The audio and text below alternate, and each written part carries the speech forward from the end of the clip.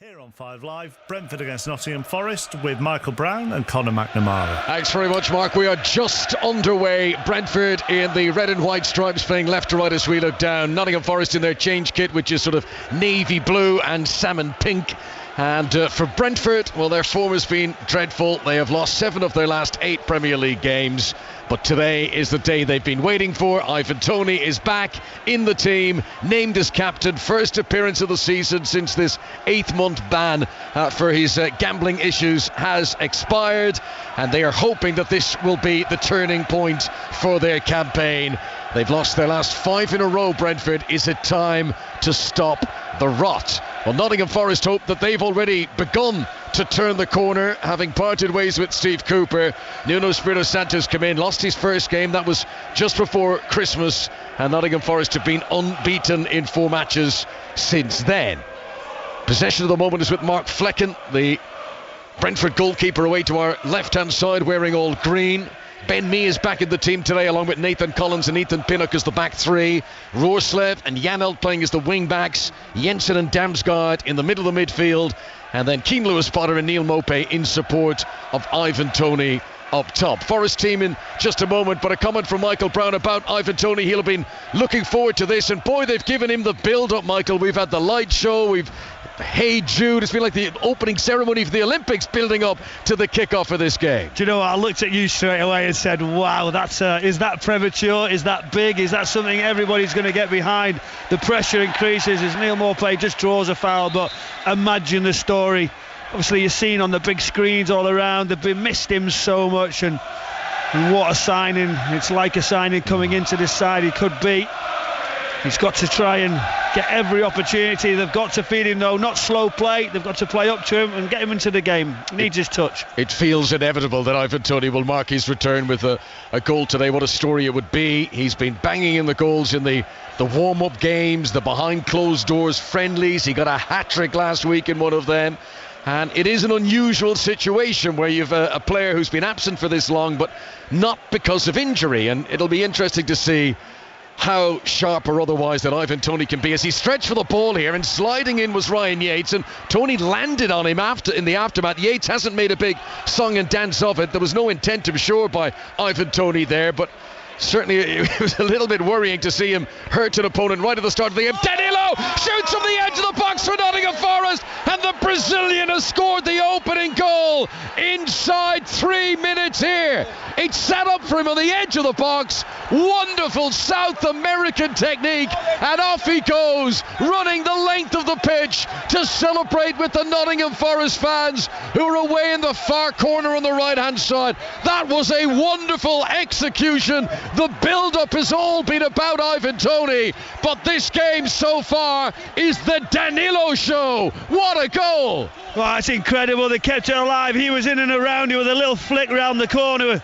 And just as it goes into the sky, poor clearance, it drops down to him. It's a wonderful touch, left knee, right foot volley, right into the far corner. Flecken just standing watching, thinking, surely this is not going to fly past him.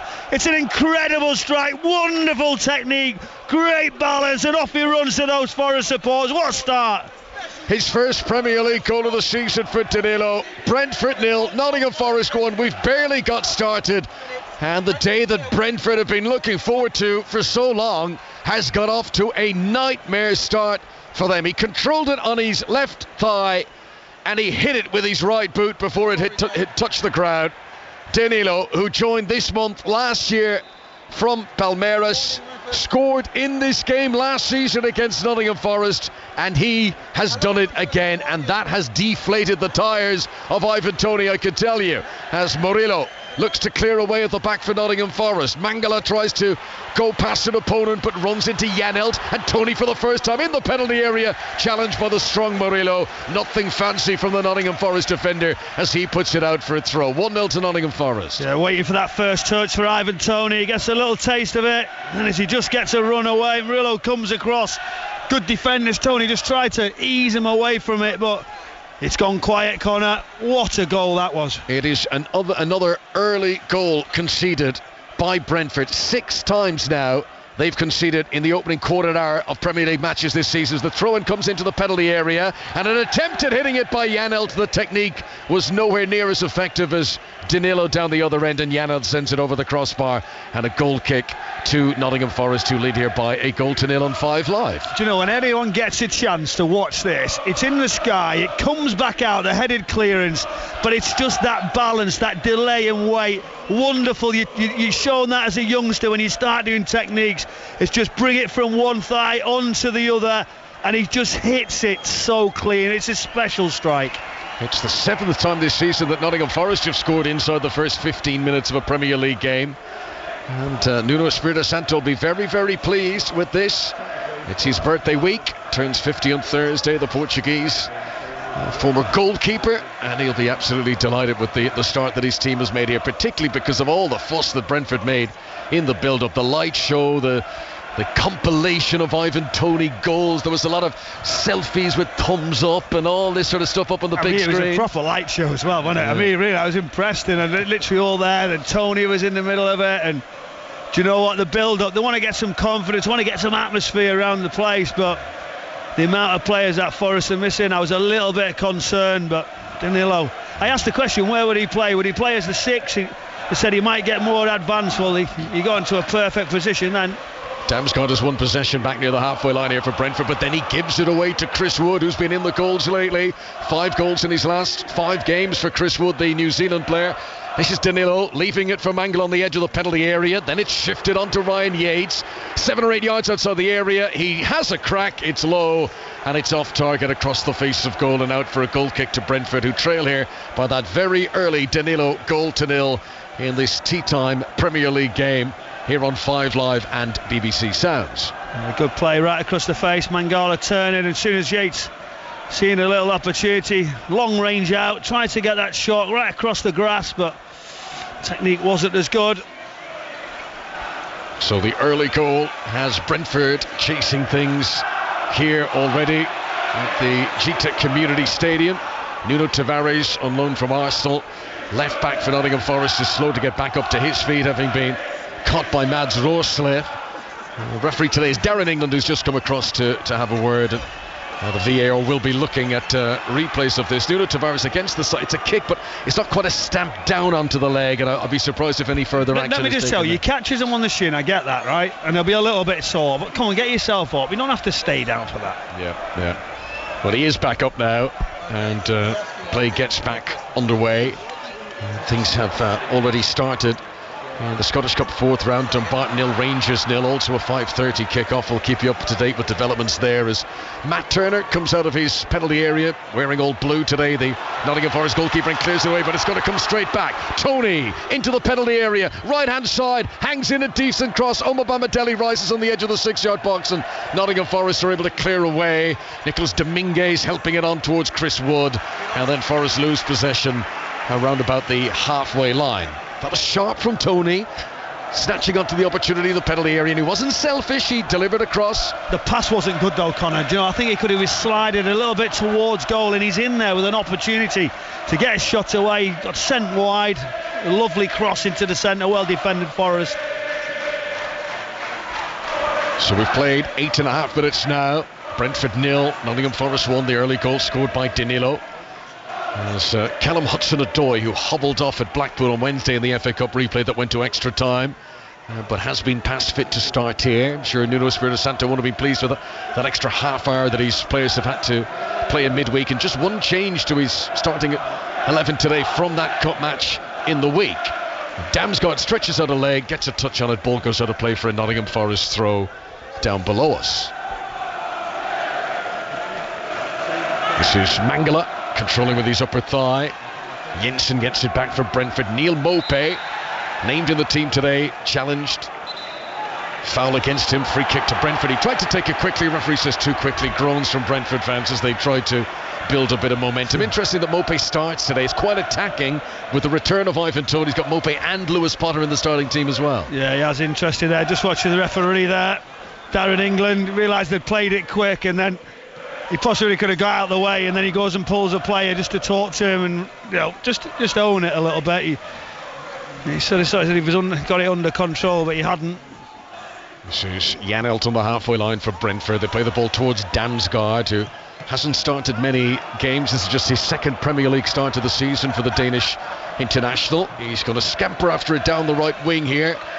Danilo is back defending for Forest, and it goes out for a throw into Brentford, which Damsgaard takes quickly. Janelt just to the edge of the penalty area, gives it back to Ben Mee, who strikes it in, but it's blocked away by Nicolas Dominguez, smothering the shot on the edge of the Forest penalty area, and it's all the way down to Mark Flecken away at the other end. This is 5 Live for the BBC, the Premier League. Brentford 0, Nottingham Forest 1. Earlier on today, Arsenal put 5 past Crystal Palace. Mikel Arteta's team move up to third, they're 2 points behind Liverpool. Crystal Palace have now had 1 win in 11. Roy Hodgson under a lot of pressure. This is Ben Mee. Brentford are playing very high up the pitch. Even the defenders were almost midway into Forest territory there, which is setting themselves up to be counter-attacked. Ben Mee forced to make a rough challenge on Dominguez on the far side as the ball goes out of play. Yeah, Ben Mee trying to drift up the pitch wherever possible. It was an ambitious effort, and this has just come back into the play again. Just a little foul. Referee on top of the situation, but Forest full of confidence, just circulating the ball around, moving Brentford wherever possible. It's how did they react? And they must be feeling at the moment, these players. So the Forest team in full: Turner in goal, Montiel, the Argentinian World Cup winner, Omobamidele, Murillo and Tavares, the back four, Mangala alongside Yates in the engine room of midfield, Danilo pushing forward, who's scored the goal, Hudson-Odoi one side and Dominguez the other, and Chris Wood, the striker, through the centre. This is Roerslev, the right wing back for Brentford, right up against the choke of the touchline, did well to keep the ball in play, and then it does go out off Danilo, and that will be a throw-in to Brentford. So Forest, who only had 2 shots on target in their last league game, but they scored them both when they beat Manchester United. They've had the 1 shot on target tonight, and they've scored that. And Nuno Espirito Santo will be very pleased at how these opening weeks of his tenure has taken, because it's not that long ago, Michael, that Nottingham Forest fans were very upset about parting ways with Steve Cooper, and it felt like Nuno Espirito Santo needed his impact to be immediate, and he's pretty much achieved that so far. Yeah, he has his chance. Nope. Tony tries to play it forward, looking for Mopé, cut out, and Danilo launches one over the top, and there's a nice weight on that, and Wood will bring it into the penalty area. Ethan Pinnock, the defender, back with him. Wood trying to find the angle to get a shot away here. Then he tees it up for Ryan Yates, edge of the D, sends it in low, deflects nicely for Hudson-Odoi. I think it struck an arm in there, but the referee is happy that the arm was in a natural position. It was a powerful shot from Hudson-Odoi. The opponent, the defender, was right in front of him. VAR will have a check, but eventually the ball goes out for a goal kick to Brentford away to our left-hand side. Another chance for Nottingham Forest. Yeah, another opportunity, but Chris Wood does really well. Good battle between him and Pinnock. As the ball comes back across, though, you feel like Yates had so much time. Nobody going to press it. They were fortunate that it did ricochet, but they've got to liven up a bit, Brentford, in defensive situations, especially through the middle. Flecken, the Brentford goalkeeper, chips out an accurate clearance to Roerslev on the right-hand side. Then up to the halfway line to Neil Mopé, cushion touchback for Vitaly Janelt. Brentford trying to gain some rhythm and tempo in a game that has started so badly for them, with that early goal inside 3 minutes for Danilo. He got away with it, Montiel. It's a stretch as he brought the ball out from right back. Looked for a moment like he was going to lose possession, but he's held on to it, and now he's continued to run, and encouraged to do so by Dominguez, who picks up Montiel by the byline. Right hand side as Forest come forward, sends in the cross, comes off Nathan Collins. That is going to be a corner to Nottingham Forest, who lead here by 8-0 away at Brentford. It's good play, Montiel, down that right hand side, but once he played the ball away, he carried on. Might have been a slight offside in the build up to it, but if something comes of it, you can imagine. Not going to be pleased, Brentford, but good block in the end. He should have maybe just put the ball in. Wood's run in that centre wasn't really the quality that you'd expect from him. I think if he goes towards the back post, it would come in. Corner to Nottingham Forest, quarter of an hour played. Forest have only scored 1 goal from a corner in the Premier League this season. Played it towards Yates, who tried to flick it on as much as anything, was unable to do so, and Tony will come sprinting out of the Brentford penalty area, and he's already up to the halfway line. Forest getting players back quickly. Touch from Tony, and then he's been trod on by Andrew Omobamidele. And he lost his footwear there. Ivan Toney gets up and he glares at the Republic of Ireland international defender. Tony felt the sting of that. Brentford get the free kick on the halfway line. And do you know what he did? When he'd caught him as well, Tony gets up and looks at him as if to say, OK, and he tried to just use a little bit of psychological edge on him. And now, how do you react when that happens? When you see somebody who's the star player that you're coming up against, don't let him get into your head. Free kick to Brentford on the halfway line. Tony with the trademark socks very low down. He must have minuscule shin pads. The socks barely go above his ankle. As Matthias Jensen prepares to take the free kick, and he'll float it towards the crowded edge of the Nottingham Forest penalty area. Flick on by Ben Mee. Clearance away by Yates for Forest, and maybe a chance of a break here. Great work from Dominguez to flick it beyond the defender, and it was hard work by Roerslev to get back and to disrupt what looked for a moment to be a very threatening counter-attacking position for Nottingham Forest. Yeah, it was a short pass, but Dominguez gets away. I don't know why he doesn't just go for it. Think, right, I'll carry on. He's an easy option, checks back, and Hudson-Odoi, great run down the outside, he didn't get it. These sides played out a 1-1 draw when they last met. That was at the City Ground in early October. Forest went down to 10 men, but it was still 0-0.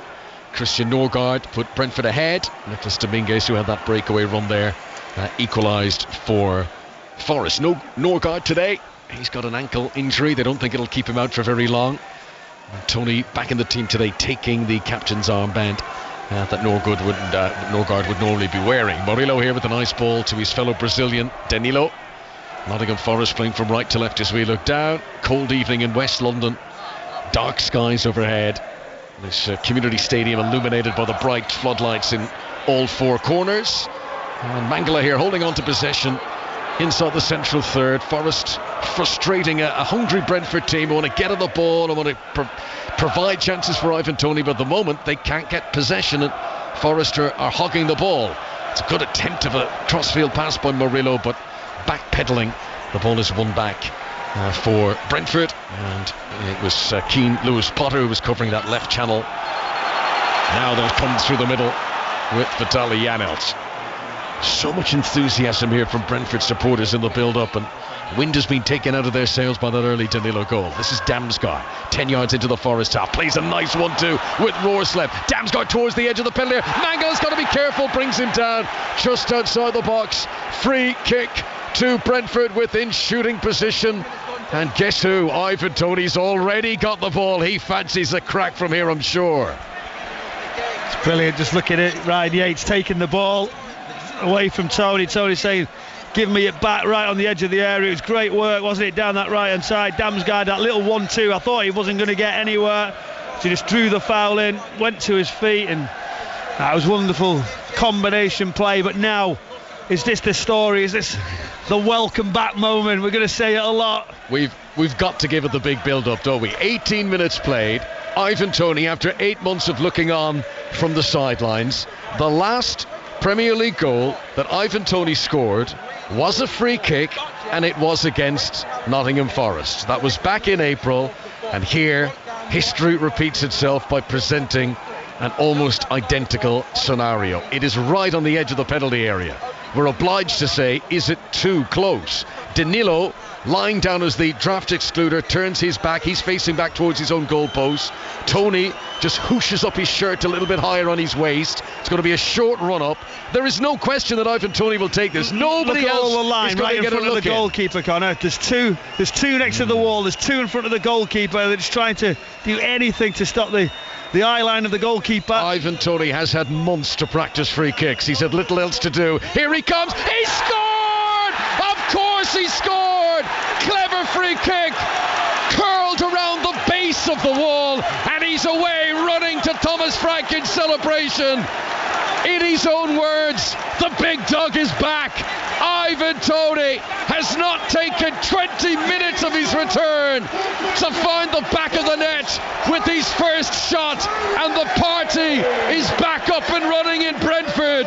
It's Brentford 1, Nottingham Forest 1. He holds up his shirt. He says, "This is for you, Uncle Brian." That's the message. Well, there's obviously support there, and what a story. Look at the celebrations all around. I was wondering what he was going to do in front of those technical areas. Thomas Frank was the first one, but they've got to be so disappointed, Nottingham Forest, with this wall. It just goes around the outside of it. You've got to get that right. and it's a poor mistake. He just bends it round the outside of Yates, and at this level that cannot happen. You talked about the draft excluder, you talked about the height of the wall, etc., but to go around the outside, that's too simple for somebody with his quality. He sees it so early. It's a poorly erected wall, isn't it? I mean, usually the goalkeepers give an extra bit of a buffer. As Ryan Yates jumped, he was the exterior of the wall, if you like, the furthest end of it.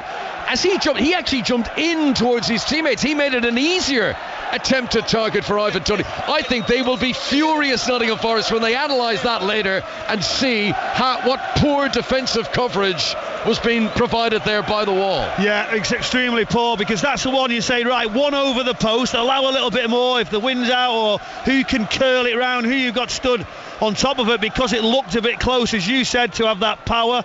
They put 4 in front of the goalkeeper's eye line, 2 next to the wall, 2 even closer as they walked out. But that at this level cannot happen. You can't just turk it around the outside of the wall. It's really, really poor from a Forest point of view, but what did it bring to this game? Ivan Toney, the delight all around. Nottingham Forest free kick. Nuno Tavares takes it too close to Mark Flecker, the Brentford goalkeeper, who gathers inside his penalty area. So 1-1 here in this 5:30 kickoff in the Premier League. 5:30 start in the Scottish Cup 4th round. Dumbarton against Rangers. Here's Keradine Idrisan. Dumbarton 0, Rangers 0. Driving rain in the shadow of Dumbarton Rock. Rangers driving towards their opponent's goal. They've had a few chances. One good save from Harry Brune in goal. Cyril Dessers scooped a couple over. It's all Rangers, but it's 0-0. Thanks, and I believe Neil Lennon's son Gallagher is on the bench for Dumbarton, which is making me feel very old as well. This is Ryan Yates coming forward for Nottingham Forest to the byline on the right hand side. Forest, who got off to the perfect start here, scoring inside 3 minutes, brilliantly taken goal by Danilo. But Ivan Toney, who's on the ball at the moment, seemed destined to grab all headlines today, and his free kick is the big story so far. Just 2 Premier League games today, and this is, I mean, there were big events at the Emirates earlier with Arsenal scoring 5, but what a story this is for Ivan Toney on this return after 8 months out.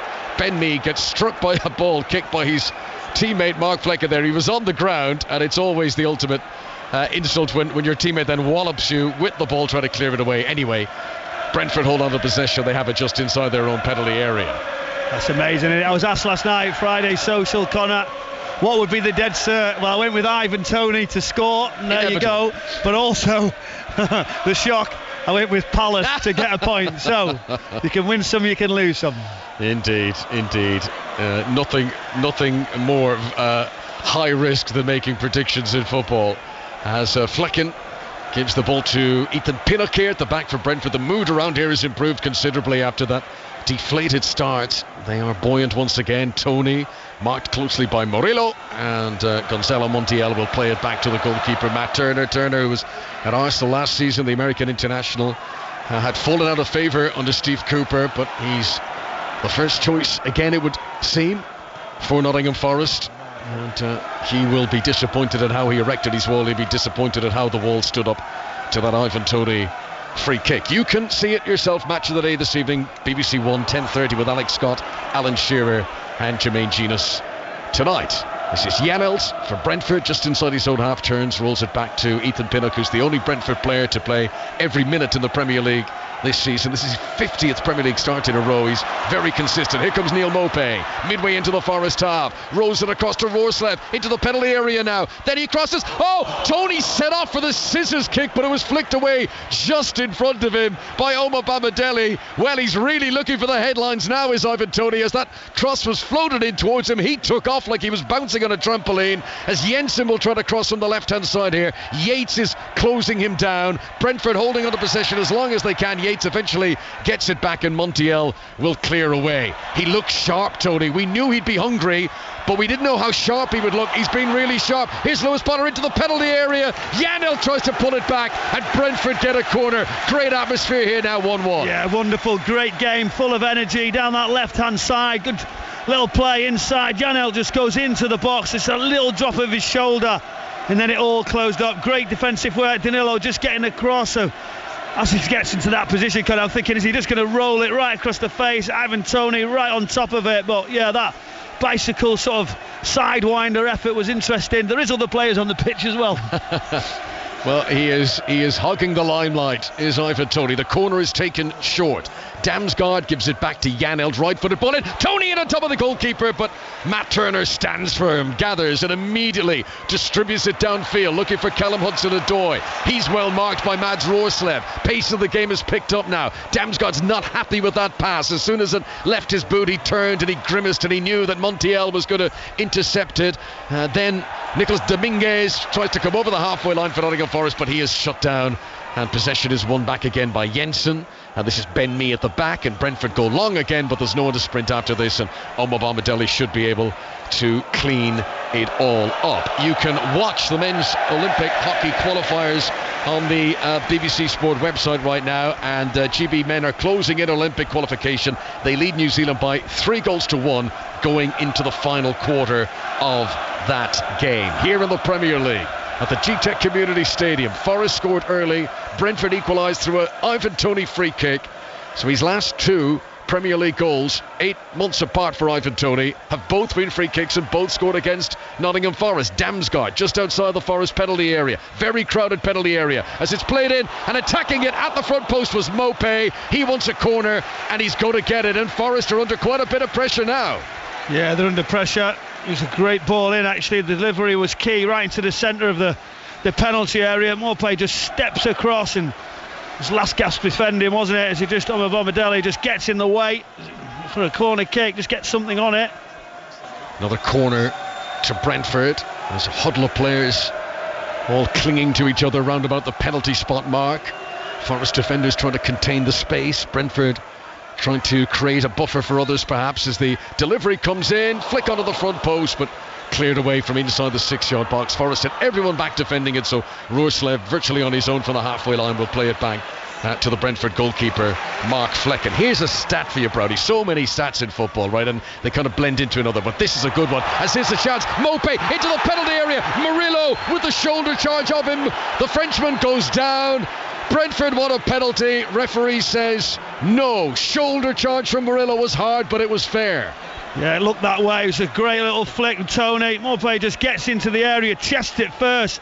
Murillo comes round, and he was strong in the challenge. Just gets across, his thigh comes up. And the referee, good position. He gets it right. Right, so here's my Ivan Toney stat. We know how long he's been not playing and looking on from the sidelines. Since the beginning of last season, not just in the Premier League, but the 5 major leagues in Europe, no player has scored more direct free kicks than Ivan Toney, even with that 8-month absence. Incredible. That is unbelievable. Good stat, that. Who give you that, Connor? That's it, with thanks to our friends at Opta. As this is...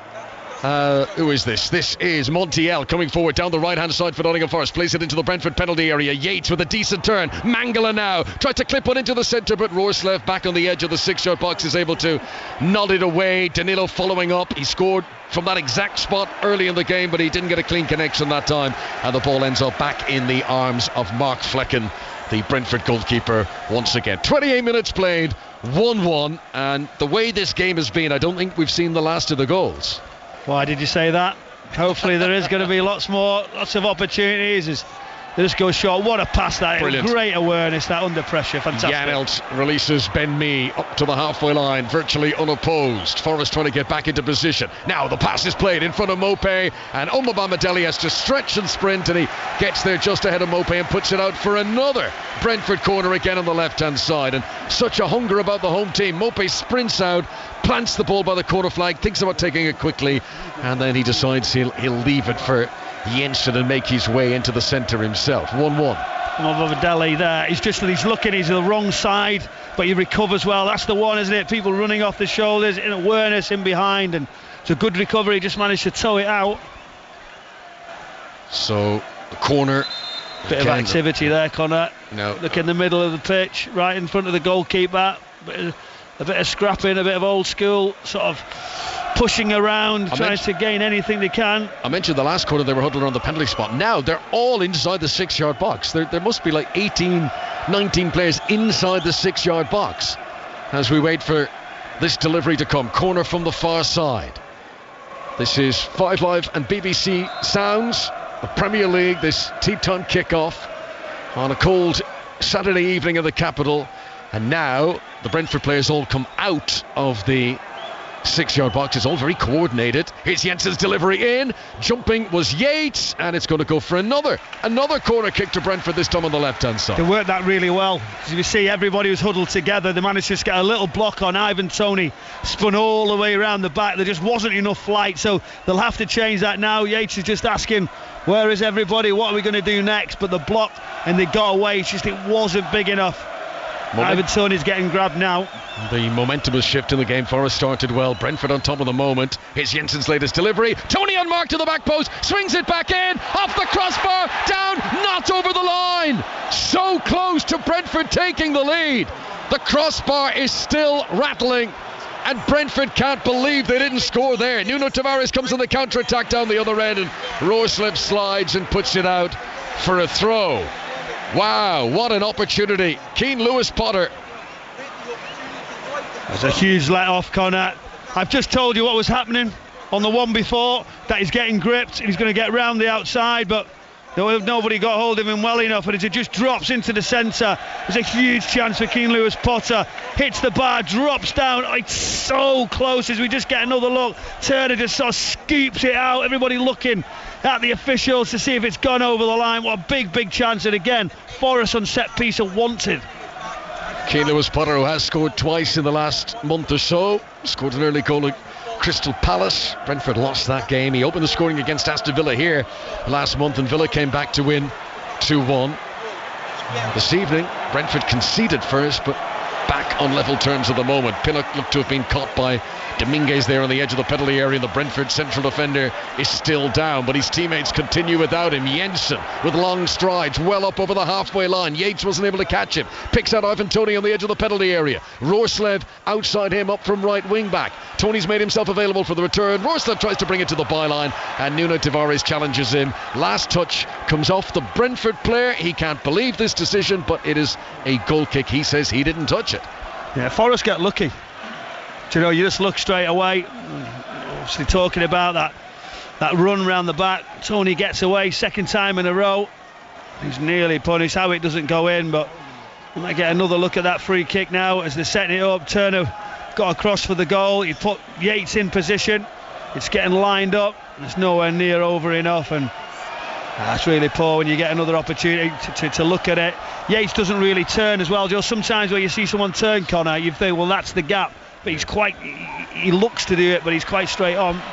Here is Omobama Dele under pressure on the edge of his own penalty area. He's giving it away to Mopé, and he's grateful that Gonzalo Montiel was back to help him out. Forest on the edge of their own penalty area, and they remain trapped in as Dominguez fails to control possession, and the ball goes out for a throw into Brentford, who are taking these restarts really quickly now. Nuno Espirito Santo comes out to the edge of the technical area, puffs his cheeks and exhales the air, and he knows his team are under the cosh at the moment after a very good start.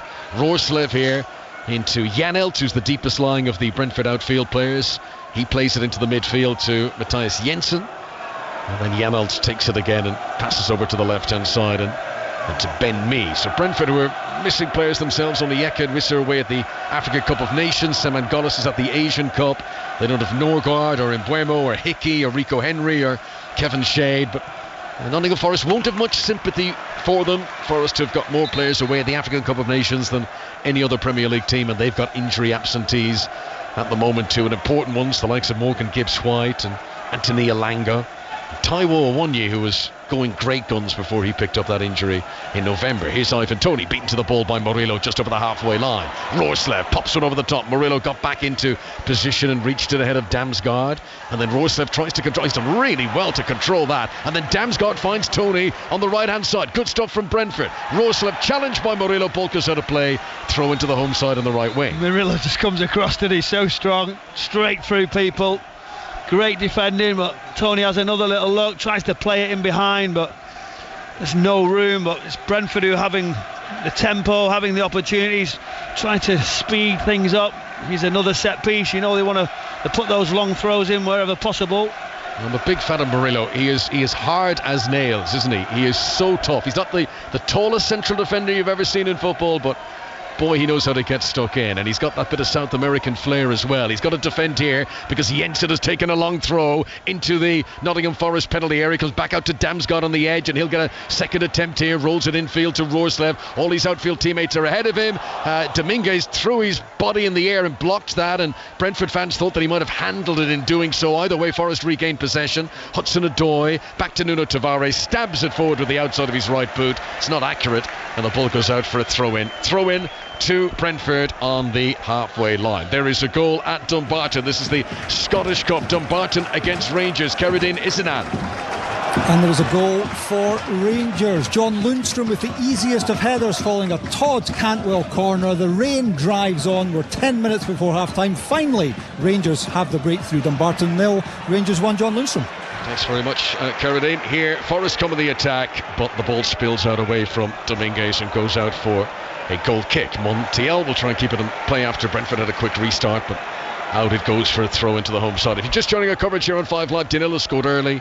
Ivan Toney in his return from his ban for gambling issues. Grabbing the headlines with a well-taken free kick, but not a particularly well-defended one. He's been like a coil spring in his return after 8 months looking on from the sidelines.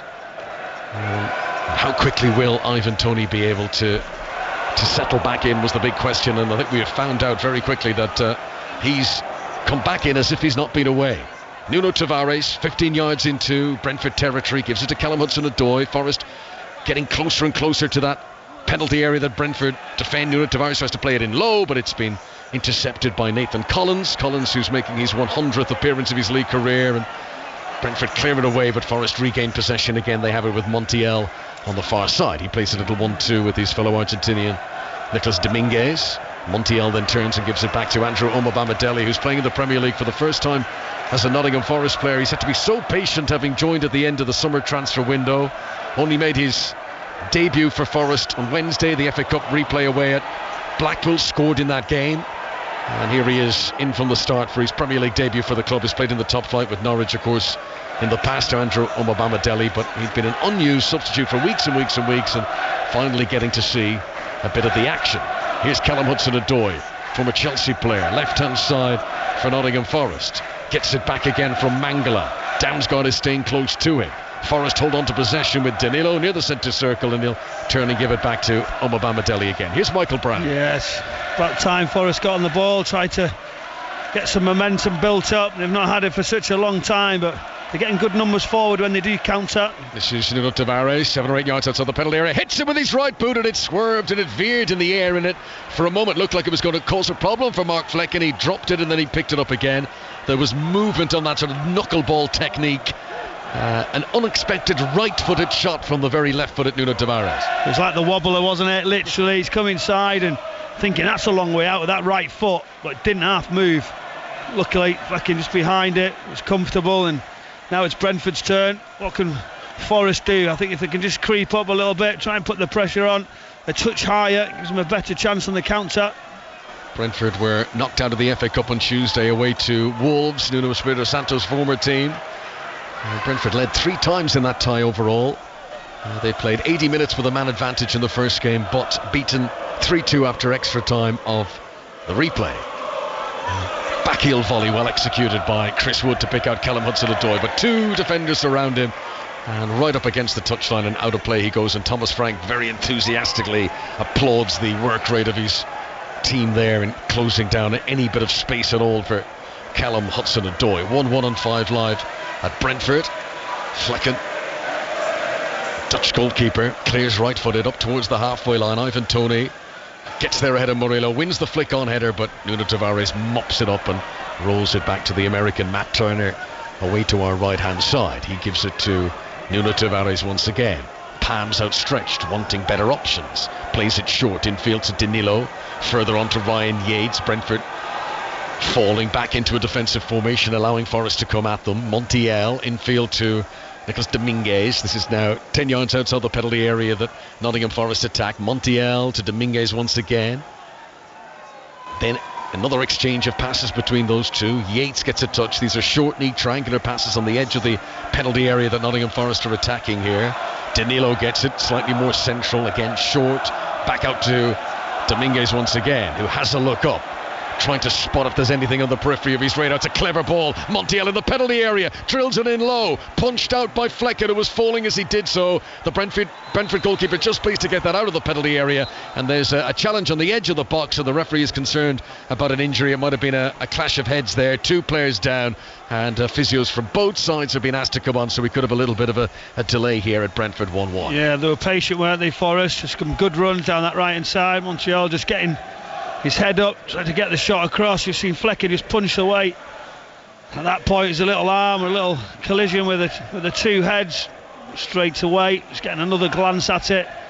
Yeah, it was sore, wasn't it? More play right on the side of his head as well, but medical help straight on. But it's been an interesting game. Great first half of football so far, Connor.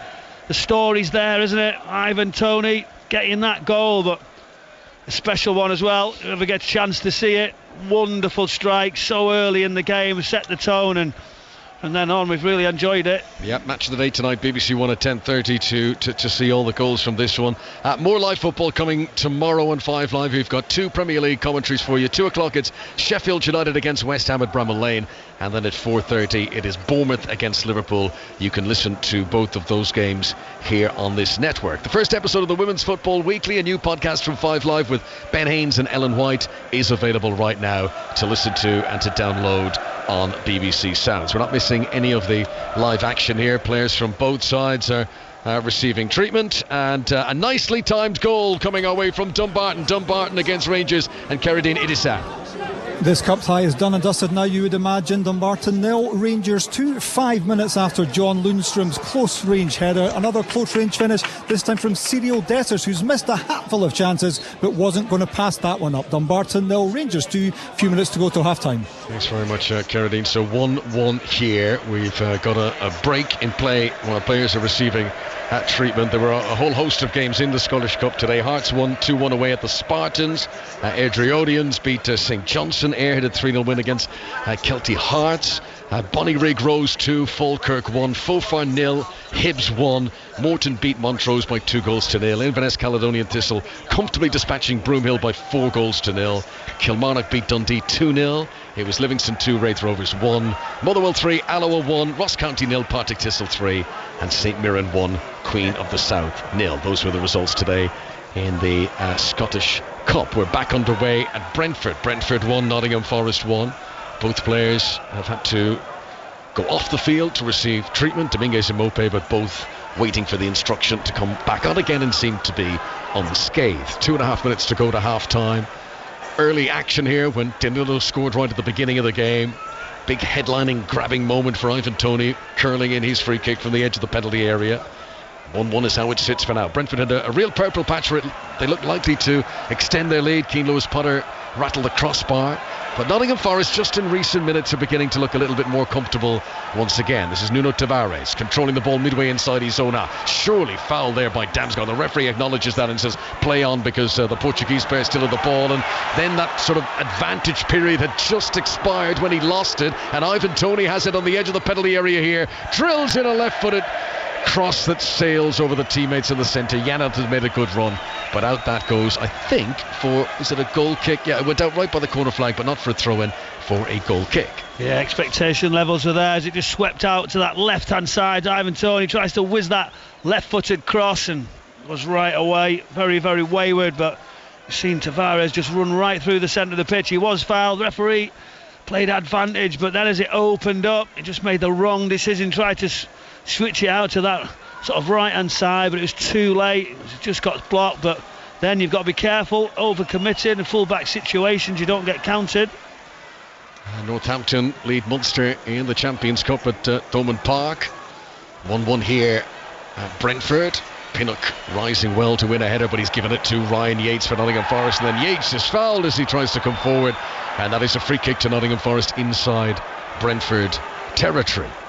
Yates, who always puts in a good shift, he throws his body into all sorts of contortions to try and achieve for his team, and he's picked up a knock there and slow to get back up to his feet. But this is an opportunity for Forest, chance to send everyone forward, and both Danilo and Omobamidele both come forward for this set piece. Just a little lull around the Brentford stadium for what has been a busy first half. We've got 30 seconds of normal time remaining of it. We'll soon see what's going to be added on for the stoppages. Nuno Tavares is a left-footed option here. Body language suggests that Dominguez fancies taking it though with his right foot. Brentford are holding a high line. Nuno Tavares does run over it. Dominguez delivers towards the edge of the penalty area. Tony back helping out the defence, wins the header. Yates tries to pop it back in, and then Pinnock, who should have been a very routine clearance, miscues that, sends it up in the air, but Mopé battles hard to win it off Hudson-Odoi, and the ball clears up over the halfway line. 4 minutes to be added on. We had the injury delay. 4 minutes to go in this first half. Chris Wood, who's not seen too much of the ball in the attack for Forest, holding it up here. Yates has clearly got a problem. He was down a few moments ago, and after playing a pass there, he's down on his haunches. I don't think he's going to be able to continue, and he might just be okay through the half-time.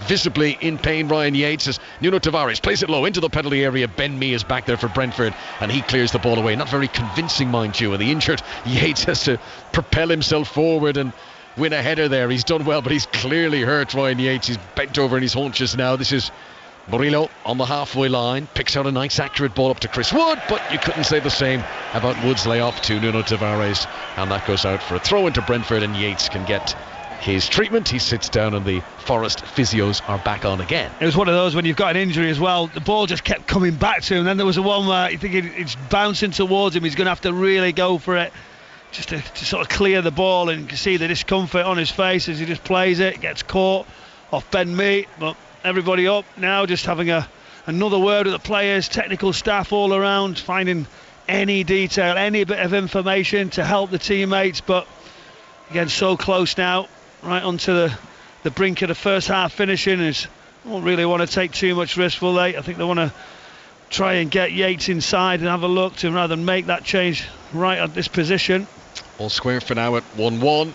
3 of the last 4 meetings of these clubs have ended as draws, including the game between these two earlier on this campaign at the City Ground. Ryan Yates is back up on his feet on what is his 150th start for Nottingham Forest, and he'll hobble off on the far side, and looks like he will be okay to continue here in stoppages ahead of half-time. I'm sure they can reassess that knock further during the break. Brentford get play back underway. Ben Mee brings it up towards the centre circle, lays it off to Matthias Jensen. Back to Ben Mee again, who's back from a 3-match ban, sent off against Aston Villa on his last Premier League appearance, which was here last month in December.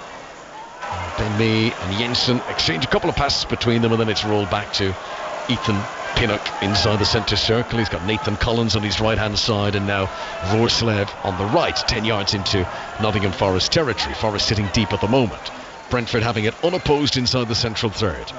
Pinnock to Ben Mee, has a little look up, tries to pick out a run made by Damsgaard towards the edge of the penalty area. It's too high for him. Roerslev will try to control it, but bounced awkwardly in front of him, and out that goes for a throw-in to Nottingham Forest. Left full-back position for them. Brentford 1, Nottingham Forest 1 for now. Yeah, Thomas Frank stood there as well, realising that Yates has got a problem. He's punching the air, saying, come on, go for it, put the ball in, raise the tempo. The last bit of this first half, can we get something out of it? That diagonal pass come across, and they just couldn't keep it alive. Forest tried to clear the lines, and they'll be quite happy so far, Connor, Joe, coming into this game with all the hype around it, that they'll say, OK, we can improve, we can do better, but it gives the manager time to have a look. High stakes for Brentford, who've been treading and leaking a lot of water lately. 7 defeats in their last 8 Premier League games. They're the only team in English football who don't have a point since December the 6th. Here's Damsgaard into the penalty area, pulls it back. Jensen was arriving, but too many defenders in the way. I think Andrew Bambadelli did well to make the block there, and the ball popped up into the arms of the goalkeeper Matt Turner. Chance for Brentford late in this first half of the GTEC. Do you know what, they were really quick there. They're throwing the spare ball in, because others were looking at the ball going down the line as they come inside. Nuno's saying, how does that happen when others are looking the complete opposite direction? I know you've got to be aware from balls coming in everywhere, but that would have been an interesting one if it had just snuck into that near post. It's been the Ivan Toney show so far. 4th time in his career he's played against Nottingham Forest. He's now scored in all 4 games. And on his return from breaching gambling rules, he's made a very instant impact in a second half of the season that he hopes can still propel him into England's squad for the Euros in Germany in the summer. Throw in for Nottingham Forest. Gonzalo Montiel to take. This is level with the edge of the penalty area that Forest attacked down the right-hand side. We have played almost 5 minutes now of stoppages, so this first half is almost over. As the ball is cleared away just about by Jan Elst, who was bundled to the ground as he did so, and out it goes for a throw-in to Brentford. Left full-back position for them, and Ben Mee is going to take it. Ben Mee, Brentford's supporters player of the year last season, popular figure around here, and that is the final action of the first half. So, quite brilliant goal from Danilo set Nottingham Forest on their way, but a quite remarkable story for Ivan Toney, celebrating his return to action after 8 months looking on from the sidelines, smuggling his free kick around a poorly constructed Nottingham Forest wall. A goal apiece and a second half to savour to look forward to. It is Brentford 1, Nottingham Forest 1 for now. Thank you very much, Connor and Michael. We'll be back for the second half, and then it's 6:06 with Chris and Robbie. 08085 909 693. We'll bring you reaction to the Premier League game earlier. Arsenal thrashing Crystal Palace 5-0. As Connor said earlier, match of the day 10:30 tonight to see the goals in the two Premier League games. Also Scottish Cup 4th round day. Dumbarton against Rangers. The late kick-off. Keradine Sam. Dumbarton 0, Rangers 2. You have to go back 2 centuries for the last time Dumbarton beat Rangers, to the mid-1890s in fact. There's no sign of that stat being interrupted this evening. It's been all Rangers who pounded the visitors' goal, as much as the driving west of Scotland rain, but to not much effect initially. A fine Harry Brune save thwarted Cyril Dessers early on. Dessers and Matondo both wasting further chances, and but for a fine save from second string keeper Robbie McCrory at the other end to deny Michael Ruth, this could have been a different game. Rangers' persistence paid off though. Dumbarton's resistance broken 10 minutes from half-time when Todd Cantwell's corner was flicked on and John Lundstrom headed in from close range. 5 minutes later, Rangers were further ahead. Cyril Dessers finally taking a chance, adeptly steering in a cross from the right-hand side to put Rangers 2 goals ahead. They are 3 divisions higher up than Dumbarton, and it's beginning to show. Half-time here in the Scottish Cup. Dumbarton 0, Rangers 2. 3 games in the Africa Cup of Nations today. Earlier, Algeria 2, Burkina Faso 2. At 8 o'clock, Tunisia take on Mali.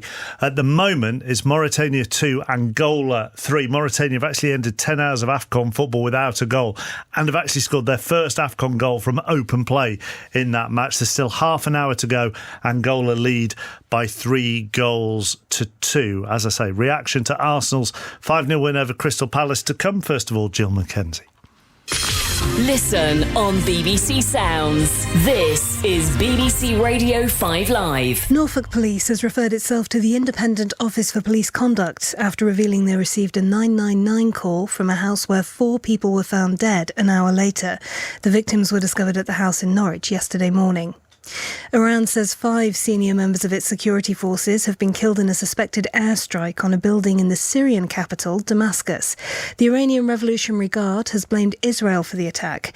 Israel hasn't yet commented, but has for years carried out strikes on Iranian-linked targets in Syria.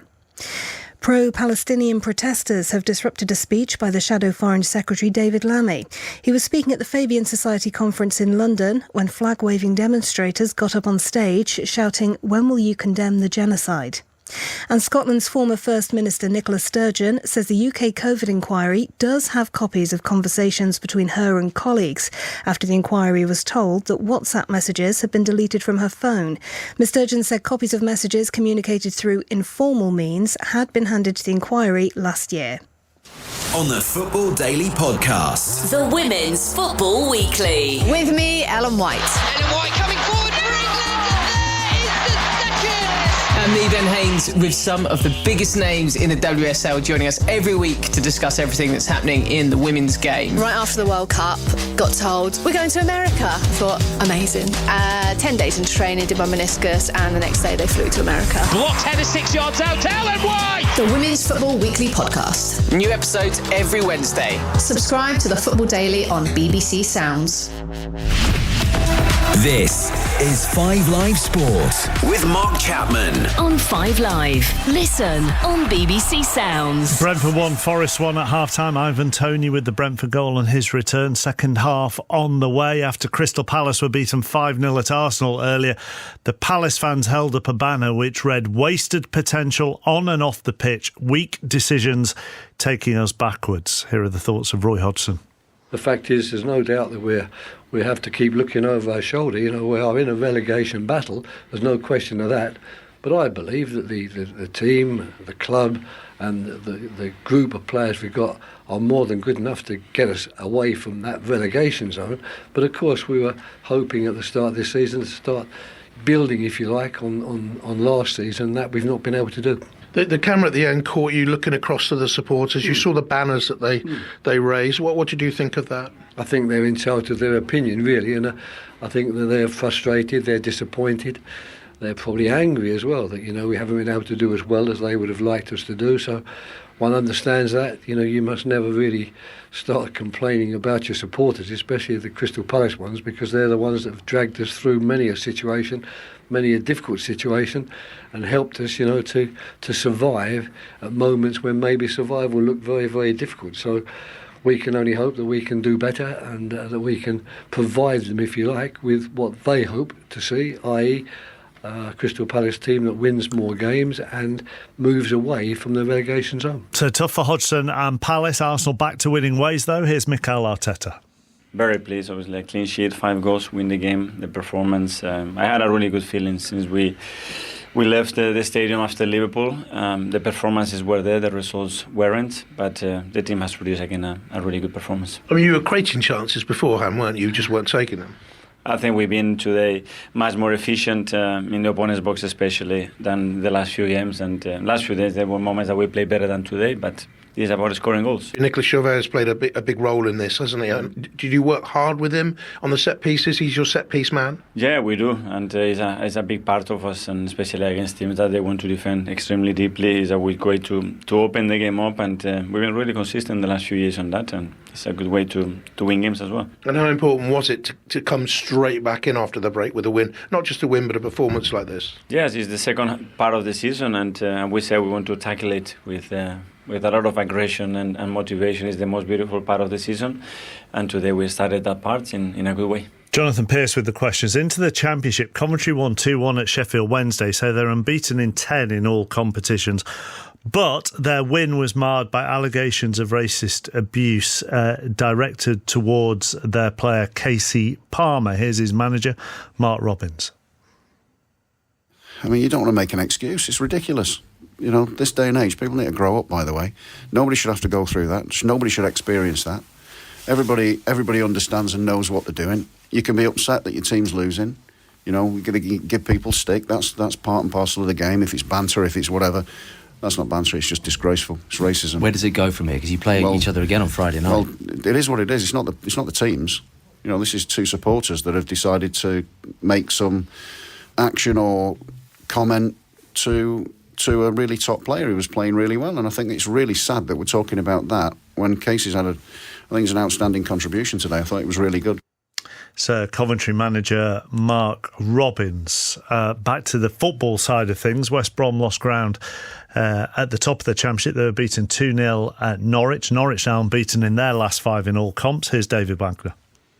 I'm in this business now, I don't know, 15, 20 years. I know that if you win, you get praised. If you lose, you get criticized. I'm calm, and I like to make sure that everybody in my dressing room is calm as well, because obviously we are a result-driven business, but you have to keep your head and be focused on what you can influence. And this is what we always have done. And I'm happy about the result today and the performance in general as well. And that we have a dressing room together, which is very competitive at the minute. Yeah, very competitive. And is it a dressing room that's good enough, in your opinion, to really push on now and make the playoffs? I have not a shadow of a doubt, and I never had. If we will have everybody back, that we will be a competitor. Whatever this means at the end of the season, I have no idea, and we will see. But we have now, luckily, the one or other player who was long-term injured back since recent weeks, and this gives us a lot of confidence as well. John Southall with the questions. In League One, the top two both won. Portsmouth at Bottom Club Fleetwood by 1-0. Peterborough coming from behind to beat Shrewsbury 2-1. Third place Derby, though, were held at Lincoln. That was goalless. Bolton in fourth were beaten at in-form Leyton Orient. In League Two, leader Stockport didn't play as their match at Notts County was postponed. Wrexham missed the chance to go top. They lost 1-0 at Newport County. Here's the victorious boss, Graham Coughlin. Yeah, listen, today was all about a derby game. Today was all about winning. When you play games like these, they're about winning, no matter how. No matter how you get over the line, you try and get over the line, and that's what we stressed to the lads. I thought we were really good as well in periods. We didn't get the ball and move it as we have been doing, but that's against a top quality team. 3 for 3 in midfield. We both probably cancelled each other out, system v system. I thought we were more than a match for them. I thought we were, in fairness, probably better than them. Yeah, really pleasing considering even with 11, Nick didn't have to make too many saves, if any, and their goalie pulled off 3 really good saves, really important saves as well. They're the headlines from the day's football, and you will want to call Robbie and Chris with 606 on the way. Robbie? Real Chappers, how are you, mate? All right? Yeah, good, thank you. Good.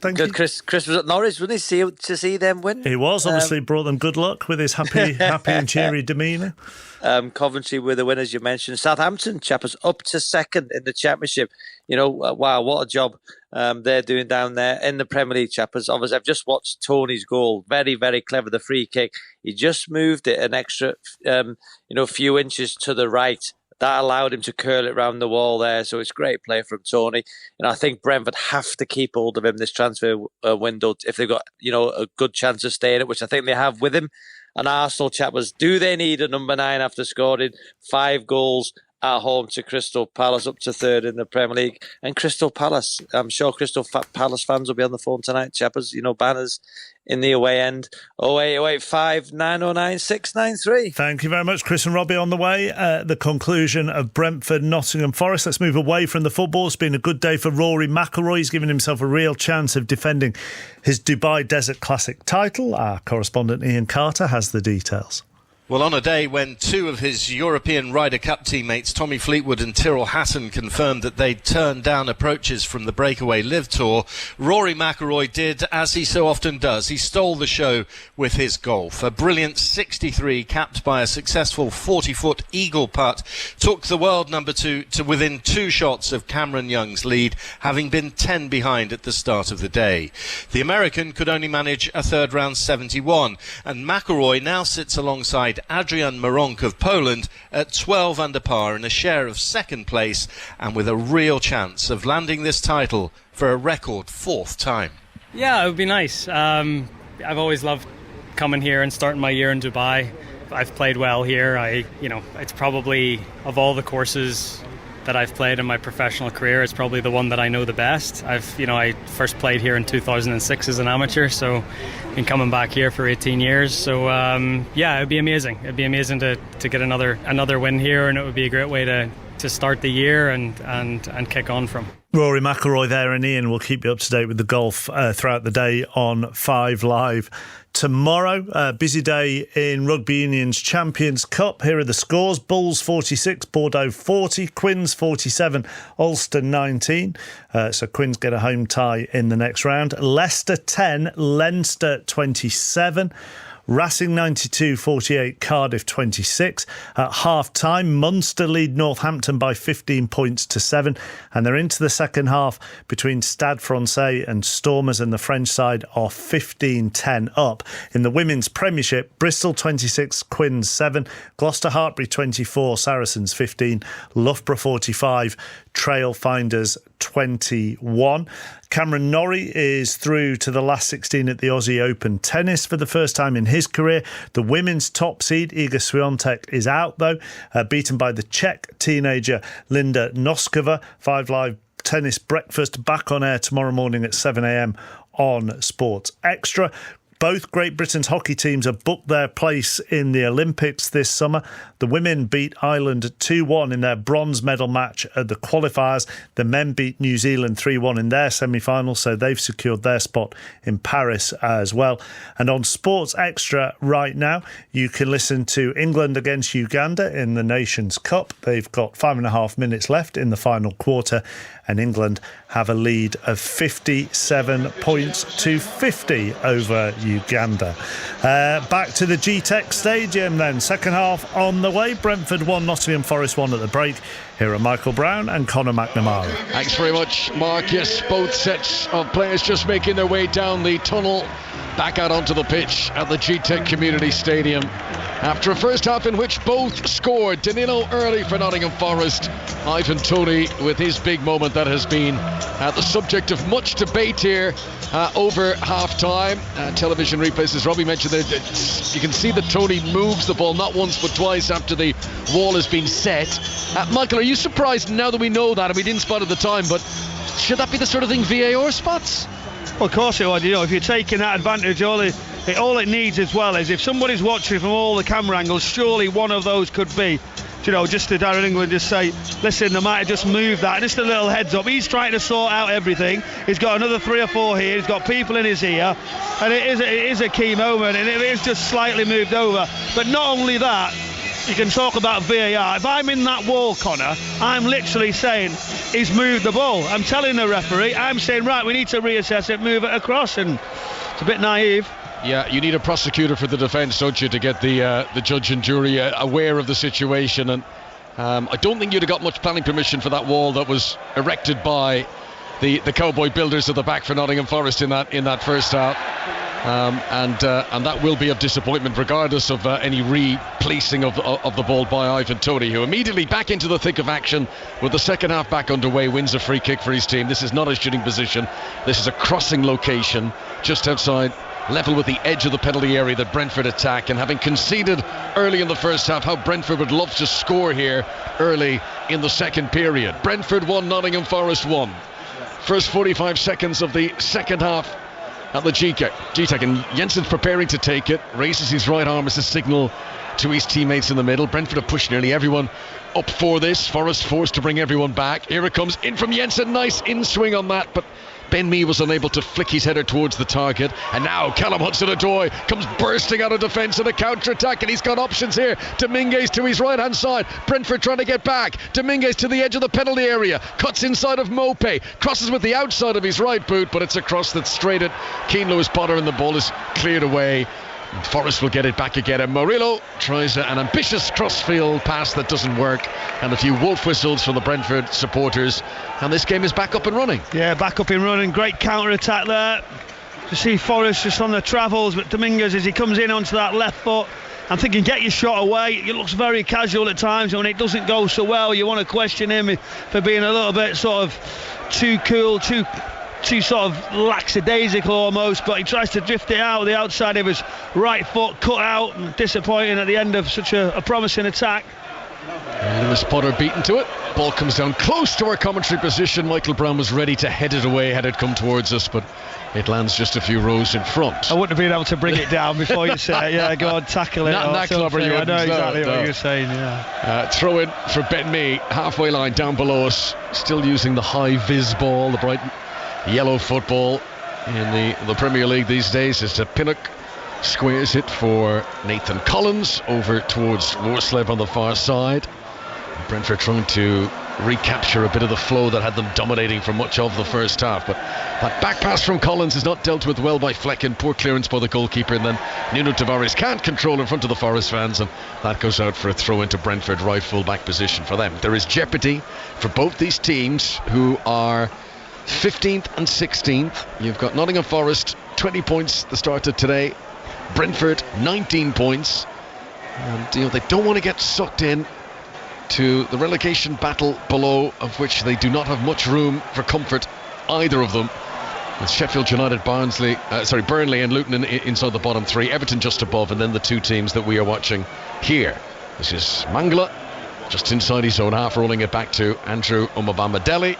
And he in turn will pivot and roll it back to the American goalkeeper Matt Turner, who I guess, so much talk about that wall for the Tony free kick, but ultimately it comes down to the goalkeeper. When you're erecting the wall, you can't really blame the people in the wall if they're not in the right place. It's the goalkeeper who's got to tell him where to go, right? I think what they do is the point is, once he's lined it up and he's sorting the rest of the stuff out, they maybe just drift it across. The referee should be on top of that. Normally you see him just spray the marker out, say this is exactly where it's at, and they normally got their eye on that.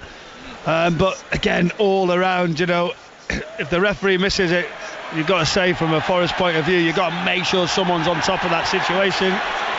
Brentford want a free kick here. Mopé hit the deck. Nothing doing though with the referee. Play continues. Nottingham Forest have possession. Nuno Tavares on the left-hand side, midway into Brentford territory. Callum Hudson-Odoi outside of him, skips in off the left wing, veering towards the edge of the penalty area, and then he rather telegraphed a pass towards Yates, which Tony was able to nip back and intercept, but Mangala wins it once again. Here he is, the Nottingham Forest number 5. Rolls it out to the left-hand side to Nuno Tavares. Brentford being forced to sit deep here on the edge of their own penalty area. Portuguese full-back comes back in field again, gives it to Yates, who's got a bit more room to manoeuvre on the right outside. Outside of him is Montiel. Infield to Dominguez, back to Montiel as well.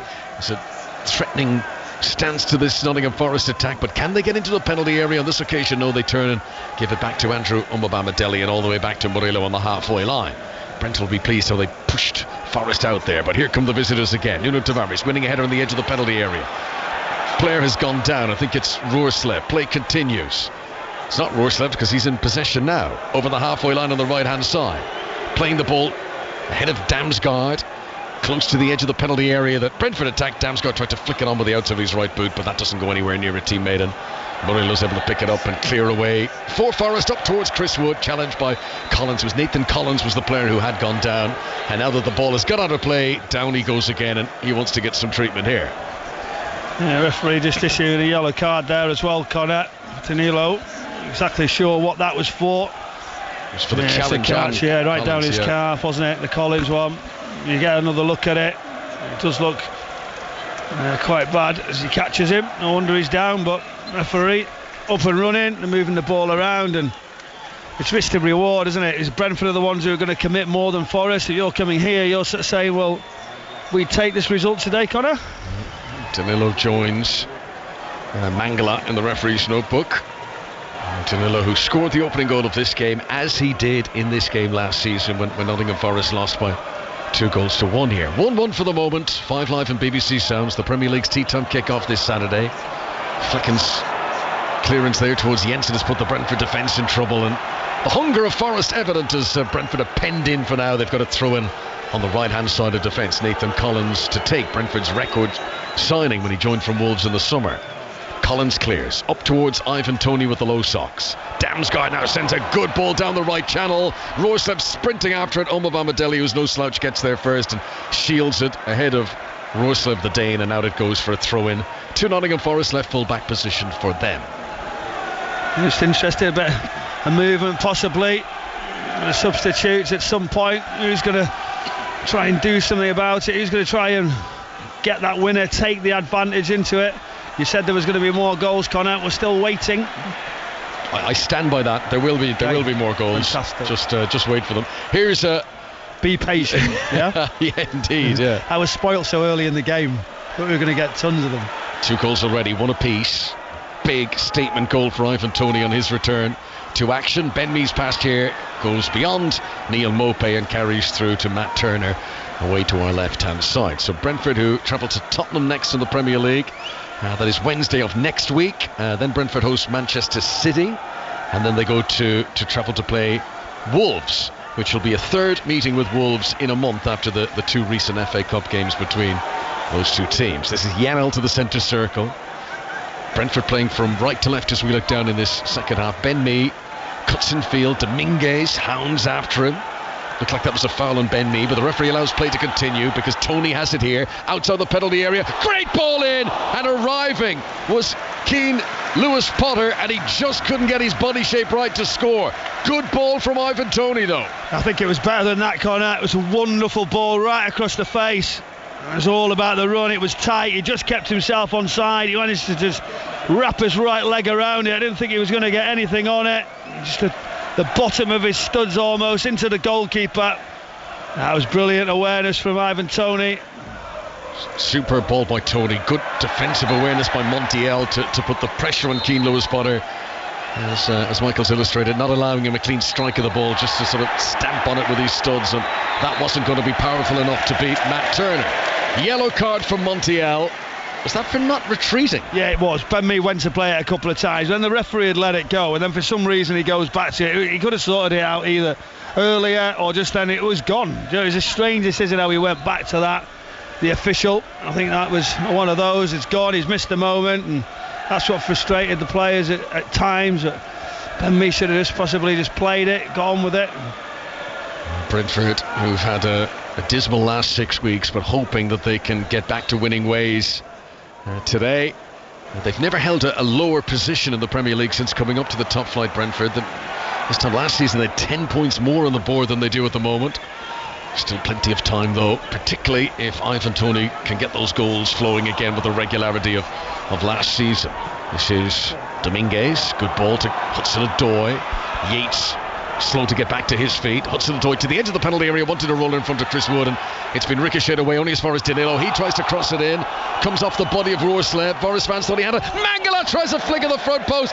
That was very dynamic. He tried a flying backheel from the edge of the 6-yard box, and it bangs off the electronic advertising hoardings, but it was wide. Oh, it was brilliant, wasn't it? I just didn't think we could get anywhere near as the ball went out to that left-hand side, and Danilo's in and around everything. He plays the ball very, very clever. People not expecting it right across the front, and it was then that reverse back heel. It was with his left foot, tries to sneak it in the near post, and I've seen Bernardo Silva, somebody like that, do those.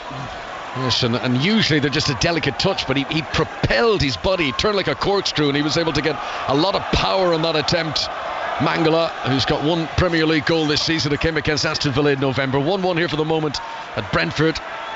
We've played 10 minutes in the second half of the netball. England have beaten Uganda 62-56 in their first match of the Nations Cup. England play Australia tomorrow, and you can listen to that live on our sister station, Sports Extra. Damsgaard for Brentford picks on Ivan Toney, right hand side. He's done very well to get it back to Roerslev, who powers his way forward. Now the ball in the middle. Mopé misses it. Keane Lewis-Potter shoots. Good defending again. Montiel got back to make the block, and out it goes. Oh, it mustn't have been a block because it's gone for a goal kick and not a corner. Another big chance for Keane Lewis-Potter. That was a huge chance. He's making up great ground, getting in right from that left hand side. He doesn't give it up, but as it comes across, you're thinking, here we go. Maybe take a touch, maybe try and get it back in. Montiel just gets sucked in. He goes to hit it early, and he sort of fluffs it completely, Connor. I don't know what he's thinking. He completely pulls it wide, doesn't connect. He could just literally take a touch. Everyone diving across. If his touch is back towards where it come from, he's centre of the goal. Everybody out of the equation. Just a bit of composure. He has travelled a long way, but it's a big, big chance miss. It's a real miscue by Keane Lewis-Potter. So much so that I assumed it had to have been deflected. A defender, it was so skewed. But it was just a poor shot. Collins now has to sprint here to try and prevent the ball going out for a corner. Gets to it just by the byline. Left full back position for Brentford. Deals with it comfortably onto Ben Mee, and that's a nice pass up to the halfway line. Toney rattles into Omar Bamadeli. Toney stays down. Loose ball falls for Keane Lewis-Potter. He's into the penalty area. Tries to drag it back from the byline. Murillo's recovery, and out it goes for a corner to Brentford, and Toney is slowly getting back to his feet. Well, it's a big challenge. Ivan Toney just putting his hand on the back of his sort of lower back area, but again it breaks down that left hand side. But Keane Lewis-Potter didn't look convincing to me, and he's wondering, is something happening behind him? Just go for it, closest route, be direct, getting towards the goal wherever possible. Tries to fizz it right the way across, but too late as the numbers just get back in and sort of deflect it for a corner. Toney's okay, back up, rubbing his lower back. Challenges like that you can't replicate in behind closed doors friendlies. You know, that is the competitive stuff that he won't have had for 8 months. That sort of blood and thunder challenge with Omar Bamadeli there. Here comes Jensen's delivery from the corner, and it's in! Ben Mee scores for Brentford. Perfectly executed corner. Ben Mee runs to the front post. No defender near him. Slams it into the net. And from 1-0 down early in the game, Brentford lead 2-1 early in the second half. Don't want to say I told you so, Michael. But thank you very much. Oh, VAR check, Connor. I'm only joking. I had you looking there, but literally as the ball comes in, it's a sensational ball. And Ben Mee, to be fair, I love how he plays. I love his professionalism. He hasn't had the best of nights with the ball at certain times. He doesn't give up. He's so committed to the cause. Great run right across the face of it. He just loses his man. Montiel just doesn't go with him. Front post, guides the ball into the near post, into that top corner. Wonderful set piece. Well, we've seen some curious defending today. The wall wasn't great for the Tony goal, and there Montiel is given the slip so easily by Ben Mee. And you talk about the hunger, the desire. One of those players wanted to win that ball coming in, and it certainly wasn't Gonzalo Montiel. Ben Mee gets his second Premier League goal of the season, scored in the win over Luton in early December, and here in January Brentford hope that they are going to get their first win since early December here. They are 2-1 in front, and Tony's in possession, and he's rolled it in front of Mope. Great pass. Mope edge of the box. Omar Bamadeli's the defender. Mope tries to turn him, and Omar Bamadeli puts it out for a corner. Corner to Brentford at a lively GTEC Community Stadium now. Yeah, Omar Bamadeli just does so well as he just stands up, he waits. Mope gets into a key situation. He wants to pull it back onto his right, but he just gets upright, he waits, reads that he's going to chop it onto that left, and here we go again, set pieces, they go quickly. Quickly taken to Damsgaard on the edge of the box, floats it in. Ben Mee was close again, but just beaten in the air on the edge of the 6-yard box. Then it's hoisted back out towards Jensen, who had taken the corner. Dominguez with him, and the Argentinian bravely gets a header to it amid high kicking boots, and he nods it down for himself and clears away up over the halfway line. Brentford will feel they deserve this. They had those succession of chances for Keane Lewis-Potter that they didn't take, and Ben Mee's goal gives them a lead that the home fans feel they deserve to have. Yates, just outside his own penalty area for Nottingham Forest, plays an unorthodox 1-2 with Dominguez, but it works. Chris Wood gets it down on the deck for Mangala. Mope tries to dispossess him. Now Nuno Tavares will take it over the halfway line. Good injection of pace. Damsgaard trying his best, but he can't keep up with them. Gets almost to the edge of the penalty area that Brentford are defending away to our right hand side. Mangala to Hudson-Odoi, across the face of goal, 10 yards outside the penalty area to Ryan Yates. Dominguez gives it back to Hudson-Odoi again. This is all just outside the penalty area that Nottingham Forest are attacking. Mangala out to Nuno Tavares on the left, and he takes his eye off it, and that sums up the mood for Forest at the moment. An unforced error returns possession to Brentford. Yeah, they just come out the second half, second best, and it is one of those as the ball just comes across. You're looking for options, you're looking to see where your teammates are, and it just sneaks under your foot. That's exactly what the home team want, just a little bit more of a delay, but he's that change with Yates. Right at the end of the first half he was struggling, he's been committed, he gives everything he's possibly got getting into situations, but you can see why that is. He just shakes his head, disappointed that he's got an injury.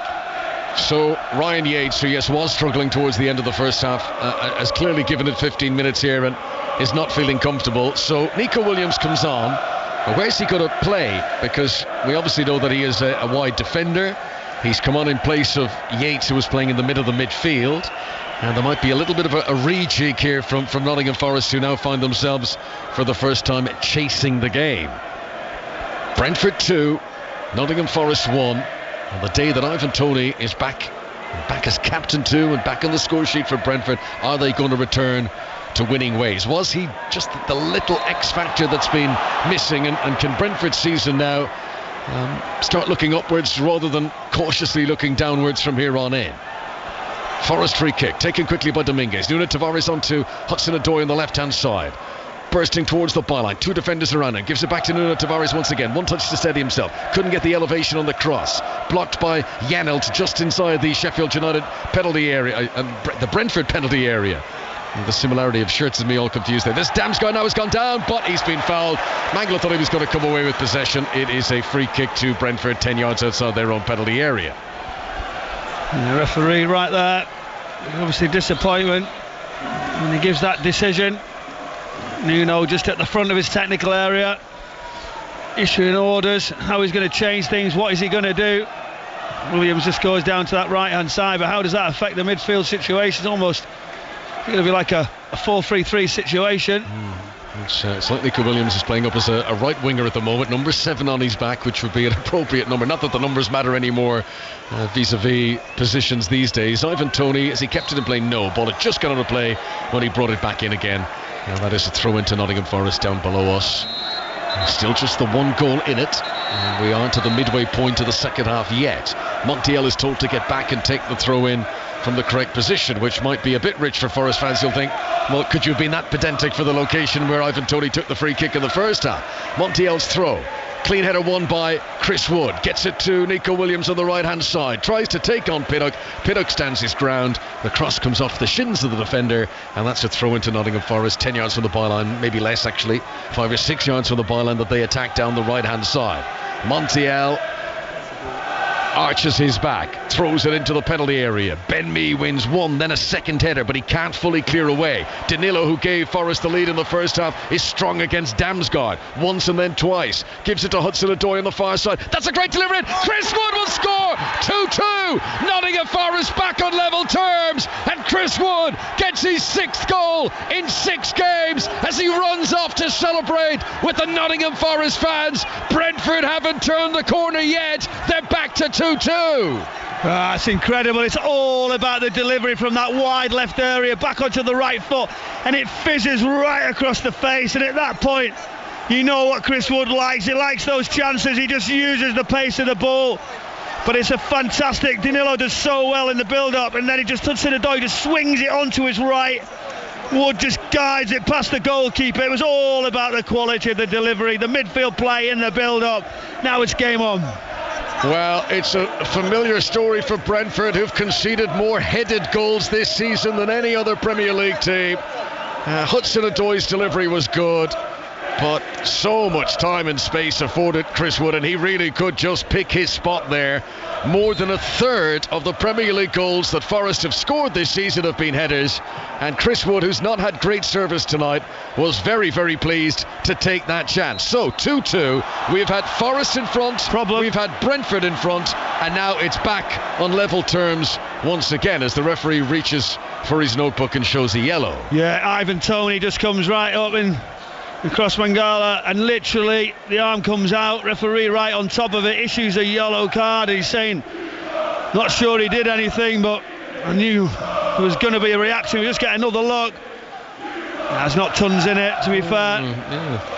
Well, it's always good to get a few replays, but on a first glance it feels like Mangala's made quite a meal of that there's no doubt Toney brushes by him, but from the angles we've seen, there's no clean connection between the elbow and the face of the opponent to dramatically hit the ground. If Toney was to get another yellow card and be sent off here, that could become a very controversial talking point. But it won't be, especially when he's not really done anything for the first one, can it? Yeah.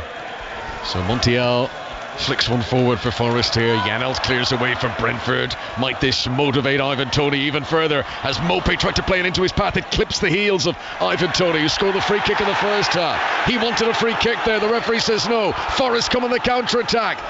They've already led in this game. Can they do so again? Hudson-Odoi's delivery picks out Chris Wood. Mangala! Oh, he scuffed it. It was set up for him to score, and it's come off the outside of his right boot. What a chance for Nottingham Forest to lead 3-2. Well, you dream of those as a midfielder, you're stepping onto something. Ivan Toney wanted that foul in the middle of the pitch. The counter-attack was really quick.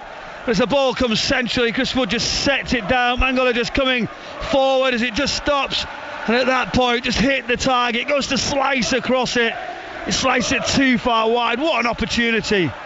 So if you're joining our coverage here, Brentford were in front but only for 6 minutes, and now it's back to 2-2. Let's get an update from the Scottish Cup. Dumbarton against Rangers, and here is Keradine Idissan. 20 minutes to go here, still Dumbarton 0, Rangers 2. Couple of first half goals, of course, from Rangers. It's been stalemate in the second half ever since. We're going to find out though if Fabio Silva, the unknown forward from Wolves, fancies the last 20 minutes of a cold, wet, windy night in Dumbarton. 2-0 Rangers still. Brentford are back in front. Neil Mopé has taken his goal ever so well. A touch to control and swivel, and then he powered it into the bottom corner. The goals are flowing here in the second half. Ben Ben Mee scored in the 59th minute. Chris Wood scored in the 65th. And now Neil Maupay has scored in the 68th.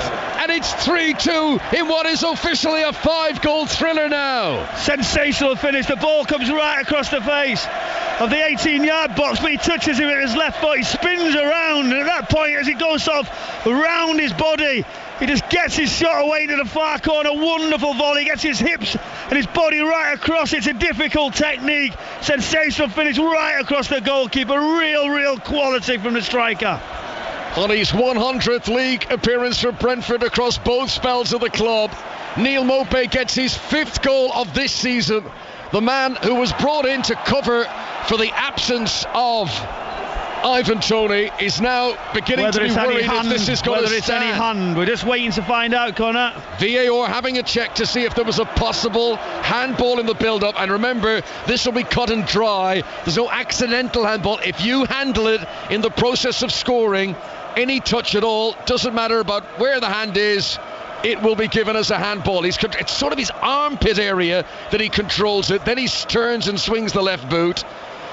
Is this going to be the shirt sleeve, or is it going to be below? It seems to be up in the armpit. The goal stands. It's not a handball. It was up in the armpit. The goal stands. Neil Maupay, has he made it 3-2? There's still confusion here. Forest is still complaining. Wow. Look at this. What about the scenes? Forest have all seen it. They're having a look. They're saying, referee, you got to have a look at this. Go and have a... Chris Wood's asking him. I think the confusion was on the big screen. For a moment they put up the wrong message, and that's why Forest fans got all excited. Then it was very quickly put back to say no, that it is check complete and no further. I mean, I don't even, we've seen the it doesn't actually touch his hand. It comes off his sort of rib cage, part of his, under his armpit, but way down away from the arm. The goal definitely stands. It is 3-2 Brentford, and there's going to be a yellow card shown here as the referee comes across to the technical area, and one of the backroom staff for Nottingham Forest is going to get a yellow card here. There was obviously things said in the build-up. I don't know if that Rui Pedro or Julio Figueira, but one of the backroom staff for Nuno Espirito Santo has been shown a yellow card there. Yeah, well done. Obviously, Thomas Bramall felt like he had to get involved for some reason, just to issue a yellow card, because they were under a little bit of pressure, the officials. And just let's just get on with the game. It's a wonderful game of football. Let's not stop it. And do you know what? They had to have a look. They had to make sure, and they got away. They got to the right decision, Connor. It didn't touch his hand. It was a wonderful finish. And let's hope there's a little bit more in this game. There's 20 minutes plus the stoppages to go as to the byline left-hand side goes Callum Hudson-Odoi, delivers a dangerous enough cross which Ben Mee takes no chances with and heads it out for a corner to Nottingham Forest on the right-hand side. So if you're just joining our coverage here on 5 Live, Danilo gave Forest the early lead right at the start of the game. Ivan Toney, on his return from his 8-month ban, scored after 20 minutes. Into the second half, Ben Mee gave Brentford the lead. Chris Wood was to quickly equalise for 2-2, and now Neil Maupay has put Brentford back in front again at 3-2 as Nico Williams takes the corner for Forest. Header out by Ben Mee will come out to Nico Williams once again on the right hand side. All his teammates waiting inside if the Welshman can deliver it once again. Janelt blocks the first attempt. It comes back to Nico Williams. He'll try with his left boot. Toney jumps, beaten in the air by Murillo, and then anywhere will do for Roerslev as he puts it out for a corner to Forest on the left, and they're not giving up here. They've already come from behind once. They believe they can do it again. And why not? Pushing, trying to get into good areas, good deliveries, putting pressure on. The last one was a great headed clearance from Ben Mee. It's what they're going to work at. Everybody off the post for Brentford. Needs to be good, this delivery. This is right in front of the visiting Nottingham Forest fans. Nuno Tavares sends it in. Chris Wood jumping around the penalty spot, but whole horde of defenders jumping with him, and he can't get a clean connection on it, and Brentford are relieved to clear the ball away. Neil Maupay has now scored in 3 consecutive games in all competitions. First time he's done that in years. Neil Maupay. Everton fans will have a little smile on their face when they hear that news of Maupay scoring 3 games in a row for him. Damsgaard can't get a touch of the ball in the midfield. Around the world, Diego Maradona trick from Nuno Tavares. He'll have enjoyed that as he pirouetted like a ballerina to hold possession, surrounded by defenders there. Hudson-Odoi tries to send in a cross. It was his cross that led to the Chris Wood latest goal in the game. Two goals ago now. Free kick is given for a foul on Tony in the centre circle. Free kick to Brentford. Forest are being pushed back, and a double change is coming here. And Sergio Reguilon, who'd been at Manchester United for the first half of this season on loan from Spurs, is about to come on for his debut on loan at Brentford. So he's the first player to come on, and Chandon Baptiste will be introduced as well. Mikkel Damsgaard is going to make way, and it looks like Neil Maupay too. So a double change for Thomas Frank, whose team have got their noses in front here, but still work to do to see this out. Maupay will be very pleased when he gets to see the replay back of his goal, because he took it ever so well. Neil Maupay's goal that has given Brentford a 3-2 lead here at the Gita Community Stadium. That was a great goal, wasn't it? When you see sometimes as strikers, it's waiting for that chance, and it's the first touch that drops, and once he turns, very, very clinical. It's a great finish. You know you're going to hit it back across. You just hope you can get a good connection, and he did. It was a really, really good one into that far corner. Goalkeeper diving to that left-hand side, no chance. And is there any more goals, Connor? I want to ask you again. Just say yes, please. We will take all the goals that are on offer here. We're enjoying this as Forest just about cleared it away from a very congested penalty area. There was a few appeals, it might have come off another hand there, but Montiel with a right boot bangs it up over the halfway line. Pinnock allows it to bounce. Wood tries to nip in, and now Dominguez prods it forward for himself, but covering back and sweeping across was Nathan Collins to put the ball out of play. So Sergio Reguilon, who's come on, I mean, all the talk this week about Ivan Toney has dominated the wavelengths, if you like, from a Brentford point of view. But Sergio Reguilon, an interesting recruit. Good signing for me, Connor. Yeah, and funny enough, his last appearance for Manchester United was against Nottingham Forest, and here he is in his first appearance for Brentford against that same opponent. And they've got defending to do here, Brentford, as Forest win another corner on the right-hand side, and Nico Williams goes across to take it. This is 5 Live from the BBC in the Premier League. This 5:30 kickoff. Brentford 3, Nottingham Forest 2. Quarter of an hour exactly of normal time to play. Nico Williams getting ready for a short run up to take this corner on the right hand side. Waves his left hand as a signal to the teammates in the centre. Plays it in. Good delivery. Tony's underneath it. Header goes straight up in the air. Pinnock jumps well. Janel still with work to do. Gets there ahead of Nico Williams, but he can only hook it as far as Mangala. Forest hold on to possession inside their opponent's half. Brentford pushing out, but they're afraid to push out too much as they know Forest are coming at them once again. This is Mangala. Right full-back position. Most of his teammates up ahead of him, wearing the gloves and the short sleeves this evening at Brentford. 3-2 to Brentford here, and there's a goal at Dumbarton, and here is Keradine Idisan. Dumbarton 0, Rangers 3. They'll be through to the next round of the Cup. The draws tomorrow. James Tavernier, an expertly taken penalty 12 minutes from time. Dumbarton 0, Rangers 3. Thanks very much. Brentford 3, Forest 2 here in the Premier League. Chris Wood has possession inside the centre circle. He's on the score sheet in the game already, the Kiwi, as Dominguez comes over the halfway line for Forest and gives it short to Hudson-Odoi, dancing and prancing on the sideline left hand side as Forest come forward. All kinds of movement in the centre, but no cross from the former Chelsea man. He gets it back again, has a look up. Now the crossfield ball swung over towards Gonzalo Montiel, takes it down with his right boot, rolls it short to Nico Williams, then a little prod into the penalty area, is too close to the goalkeeper, and Flecken will fall down on it. Didn't need to fall down, but that just takes a bit of sting out of the play as Brentford have time to kill. You see, as he just puts it in with the outside of his foot, Chris Wood just straight away puts his arm up and goes, sorry, I've got to attack that space, I'm waiting, I'm not sure that you're going to put the ball in. But when you start to go to the later stages of the game, when you are sort of chasing it, you've got to start putting the deliveries there. So now I think he'll make those runs the opposite side as well. So the Nico Williams, he does well down that right hand side.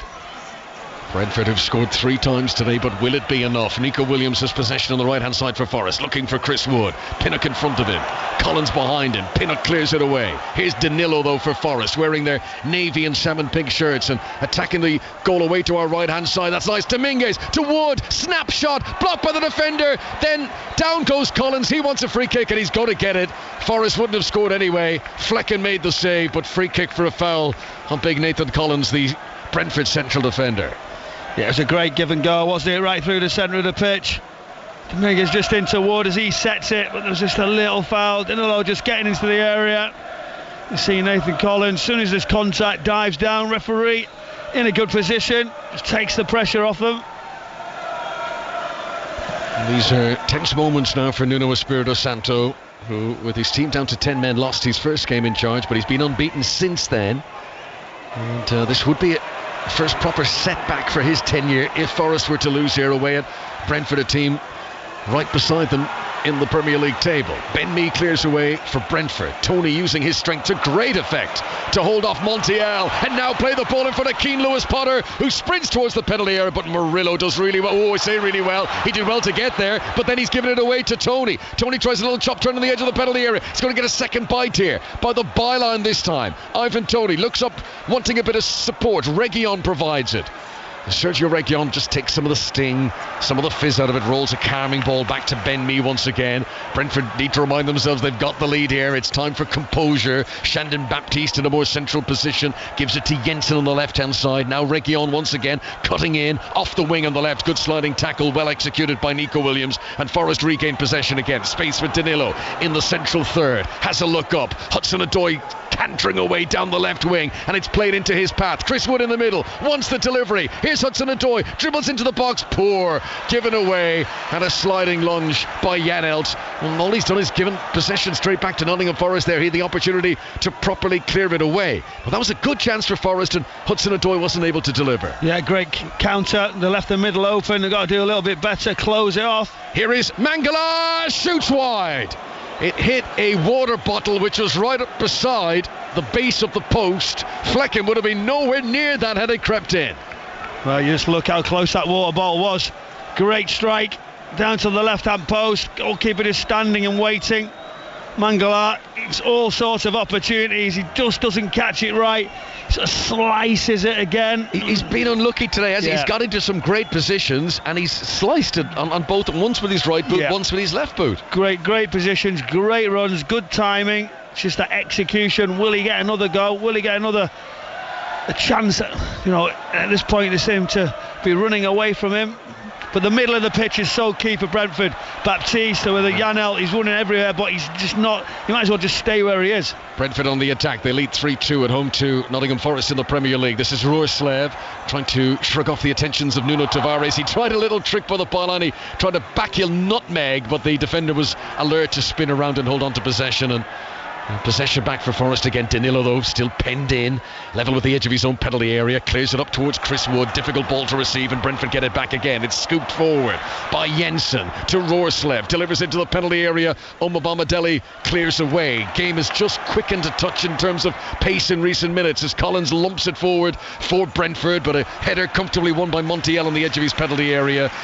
Nico Williams won't be able to get control of that, and it's back to Flecken, the Brentford goalkeeper, away to our right hand side. We're into the last 10 minutes. These will be nervous 10 minutes now for a Brentford team who've been on a dreadful run lately, but have a 3-2 lead here going into these closing stages. Yeah, good position from Reguilon. You see Nico Williams has got the other side, and you see that they've made that change. Want Reguilon to really make sure he doesn't get in any advanced positions. Ben Mee just stepping across. They're slowing it down now. They're trying to get a little bit of control, Brentford. We've got to be careful though whether they're good enough to actually do that and keep the ball for long periods. I'm not so sure. Nuno Espirito Santo, who's overseen wins against Newcastle and Manchester United in Nottingham Forest's last 2 league games, but at the moment trailing 3-2 with 8.5 minutes of normal time remaining at Brentford. Dominguez's possession for Forest, gives it out to Callum Hudson-Odoi again, dances, shimmies, doesn't deliver though. A ball into the penalty area, short triangular passes from Forest as Hudson-Odoi gets another chance, sets off in a burst towards the byline, cuts back at himself, gives it infield once again. Dominguez will have a look up. Montiel screaming for it over on the far side of the pitch from where all of this is happening, but Dominguez doesn't fancy delivering that ball then. He might do now. Across the edge of the penalty area, Nico Williams misses it. Montiel's going to have to sprint back to get this ahead of Reguilon, and he just shepherds the ball out of play, knowing it'll be a Nottingham Forest throw, and they remain on the attack down the right hand side. Brentford 3, Nottingham Forest 2. Referee just delaying momentarily the taking of that throw, but now Forest do get the ball on the pitch. Brentford fans trying to raise their voices once again in support of their team, realising they may need the support of the 12th man to hang on to this lead. It's been quite the day for Brentford, with Ivan Toney scoring on his return from his 8-month ban. Reguilon with a routine interception on the edge of his own penalty area. Plays a little 1-2 with Keane Lewis-Potter. Reguilon plays a clever ball infield to Jensen. That's the sort of experience that he's been brought in to deliver for Thomas Frank's side. As Lewis-Potter down the left-hand side gets within 10-12 yards of the byline. Gives it back to Reguilon once again. No great urgency about Brentford here as they hold on to possession. Now Lewis-Potter sells a little dummy. Omobamidele standing up in front of him. Eventually it comes back to Ben Mee, who's midway inside Forest territory, and he'll then play it infield where there's nobody marking Collins here. Collins just outside the D of the penalty area, gives it short to the feet of Ivan Toney, who tried to flick it on into the box. He'll get a second bite to the cherry here. Toney passes it on to Shandon Baptiste, edge of the penalty area for Brentford. A fourth goal for the home side would probably see them through here as the cross hangs in the air. Reguilon tries to hit it on the volley on the edge of the 6-yard box. He waited for it to come down. I don't think he had the time to do that. And then there's a messed up clearance for Nico Williams, and Jensen's going to get a chance to fire it in, but it's straight to the midriff of the Nottingham Forest goalkeeper Matt Turner. 3-2 it remains. Oh, brilliant. Jensen gets his shot really good, comfortable save, good handling. Just end to end now. You've seen Brentford just trying to keep the ball. Reguilon down this left hand side. See Lewis-Potter as well, just playing with each other, stroking it around to Ben Mee as the ball comes across. Now it's Forest's turn. Is there going to be twist? Is there going to be late drama in this game? We certainly hope there's going to be more goals. Well, there's that Forest game at Blackpool on Wednesday, and this has got the feeling of a cup match about it now too. The end-to-end nature in this second half. The way the pendulum has swung. Remember, Nottingham Forest led 1-0 early in this game. And then when Brentford did take the lead for the first time, Forest were able to get it back for a draw, get it 2-2 before Brentford took the lead once again. There's another goal in the Scottish Cup. Dumbarton against Rangers. Keradine Idisan. And it's come for the home side, who deserve their goal. A brilliant glancing header from Matthew Shields from a free kick. There's only 3 minutes to go. Rangers are going to win this one because it is 3-1 to them. But the home fans are ecstatic. Rangers 3, Dumbarton 1. Thanks very much. Nuno Tavares has just had an attempt here, and he's blazed it high and over the top, looking for his first goal for Nottingham Forest. Now Nuno Espirito Santo is about to make a change. Brandon Aguilera, the Costa Rican, is about to come on for his Premier League debut. He's been an unused sub throughout the campaign. He did come on to play in the FA Cup in midweek, and he will now come on for the closing stages of this game, and he's going to replace Gonzalo Montiel. So they're taking off a defender to bring on an attacking midfielder, and as Nuno Espirito Santo feels that an equaliser is still on the cards for Nottingham Forest here. Michael Brown. Yeah, Nico Williams, he's been getting up and down. He's just dropped down one, so it just gives them a little bit more an advanced sort of push down the right hand side. Thomas Frank gets the tactic board out, showing his players, moving everybody around on that board to explain what he wants from his side. Tense moment now right at the end of this game, and when they've not been in this situation, Brentford, they will be nervous, they will be fragile. As it just goes up into Reguilon's face, he just goes and says, referee, that's a foul. Again, it's just stopped and waits. But when the Forest go at him, how can they do it? Can they get some more crosses in, feed Wood at the top of the pitch? Brentford hoping that they are moving up to 22 points, that they're leapfrogging over Crystal Palace, who lost heavily at Arsenal today, and this evening's opponents Nottingham Forest, and moving up to 14th place as it stands. Toney flicks it into the penalty area, looking for Keane Lewis-Potter, but it just wouldn't sit up for him for the shot. Nico Williams tries to clear. Lewis-Potter blocks that attempted clearance, and out it goes for a goal kick for Nottingham Forest, and there's no time to waste as Matt Turner sprints and places the ball in the 6-yard box and gets things moving once again. Forest need it down the other end. Nuno Tavares onto Dominguez. Callum Hudson-Odoi with a back heel that works for Chris Wood, and then he provides a back heel that doesn't work and doesn't pick out Nuno Tavares, but they're giving it everything here. Forest has a Brentford player goes down, and there might be a little bit of a delay here as Thomas Frank is going to make a change now anyway. He's going to bring on Josh Da Silva to replace Keane Lewis-Potter, and we might be set for just a little bit of a delay here as a Brentford player. I think it's Roerslev is slow to get back to his feet. Yeah, he's going to stay down as well. He's wanting treatment. And I know what the Forest players will be saying. I think you can continue, I think you can get up, but you never know with these injuries. As Thomas Frank just makes another substitution, tries to delay the situation, but they've got to find something quickly. Forest. Another goal at Dumbarton. Keradine. It's pouring here and the goals are raining in as well. 4-1 now. Scott Wright has just extended the Rangers lead just after Matthew Shields' nice header, giving some consolation for Dumbarton. Dumbarton 1, Rangers 4. So Josh Da Silva on for Keane Lewis Potter, who's enjoyed playing against Forest in the past. As a Hull City player, he scored against them twice in the Championship. He should have had a goal today. Back into the first half, he rattled the crossbar from close range. It was one of those that hit the crossbar, came down, bounced on the goal line, but didn't go in. And then in the second half, he had 2 really good deliveries to get onto in the penalty area, but he wasn't able to get powerful shots on target. But 3 big chances for Keane Lewis Potter in the game. Josh Da Silva on for him, and looks like they're going to be forced to replace Roerslev as well, because another defender's been prepared. Christopher Ayer, the Norwegian international, is getting ready for his first Premier League appearance since November. Just whether they're going to do it, just finding out now, asking the questions whether it can carry on. We have seen the piece of paper just given to the 4th official that they're looking to possibly do that, so we'll soon find out. But they've just seen the signal say it is a change. So confirmation of the double swap, Josh Da Silva and Christopher Ayer coming on, and Mads Roerslev and Keane Lewis Potter making way, and Brentford using up as much time as they dare with all of these formalities as the clock ticks on in their favour. Nottingham Forest, if they are going to score here, it's going to be a late equaliser. Both games between these sides last season featured important late goals.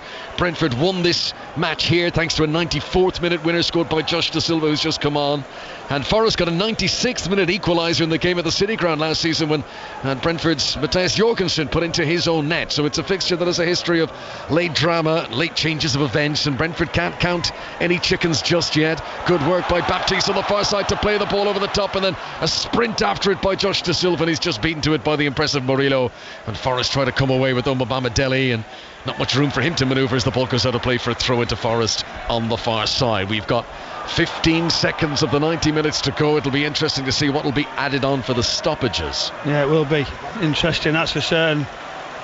You just see the clearances are not really clear for Forest. They're uncertain whether just to push it into corners, whether to play, whether to have build-up. But again, now what a huge amount of time that's made it interesting, Connor. 10 minutes to be added on. This ain't over yet, and a few 10 by Brentford fans around here thinking that they were close to wrapping up a victory here, but they have got defensive work to do to see it through now.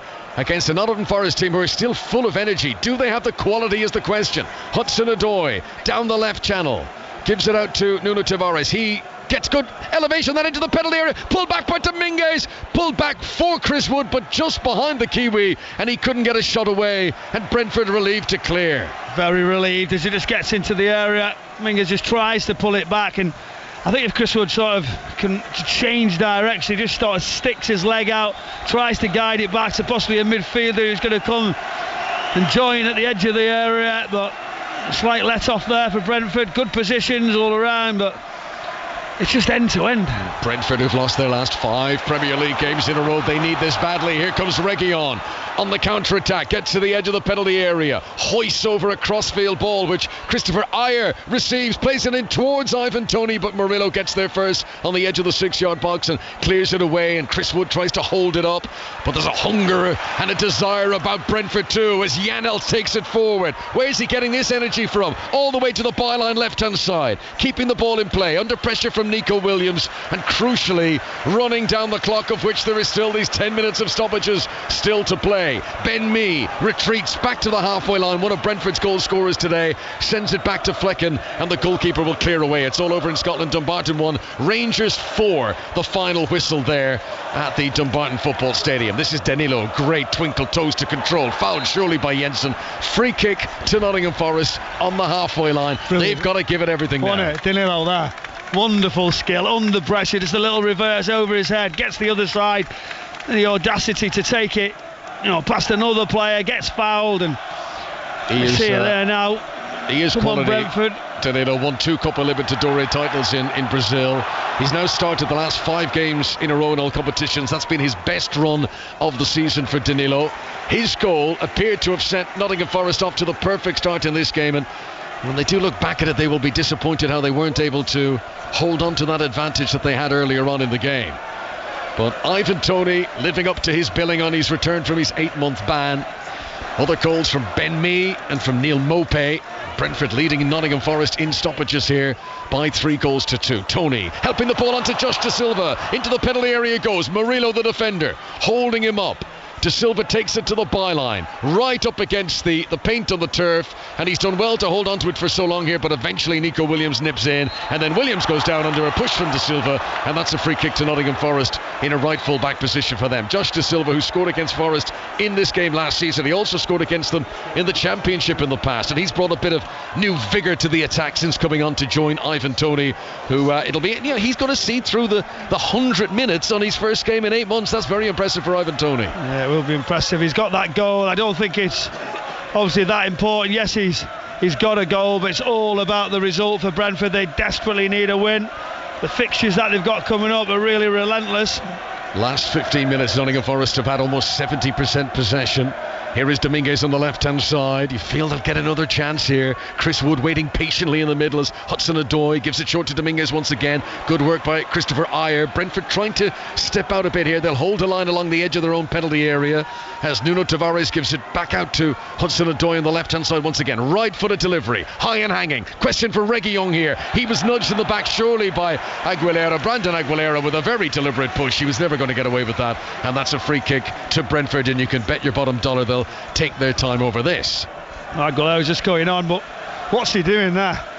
Do you know, I'm Reguilón, I'm under all sorts of pressure. It's just going over my head. I'm thinking all I can do is just get a tiny sort of glimpse on it, and at that point the pressure's going to keep coming. I'm delighted when he pushes me in the back. I just fall forward and say thank you very much. It's been a tough season for Brentford. They've now conceded more Premier League goals at home this season already than they did in all of last season. And after this terrible run of results, is this a red letter day? Is this the day the tide turns? The redemptive quality of football, that no matter how bad a run is, one win can immediately improve the spirits of supporters who'll believe that their luck is about to change. It is felt, but you feel if Ivan Toney came back and all the hullabaloo about that and they were beaten again, how disillusioning that would be for Brentford. But they've got their star striker back. He is on the score sheet, and as things stand, Brentford are heading towards 3 points here. We're midway through the 10 minutes that have been added on for stoppages. Jensen preparing a free kick, taking as long as he dares without falling foul of the referee. Rolls it short, no one marking Da Silva on the edge of the penalty area. Turns, tries to send in a low cross, which Danilo puts out for a corner.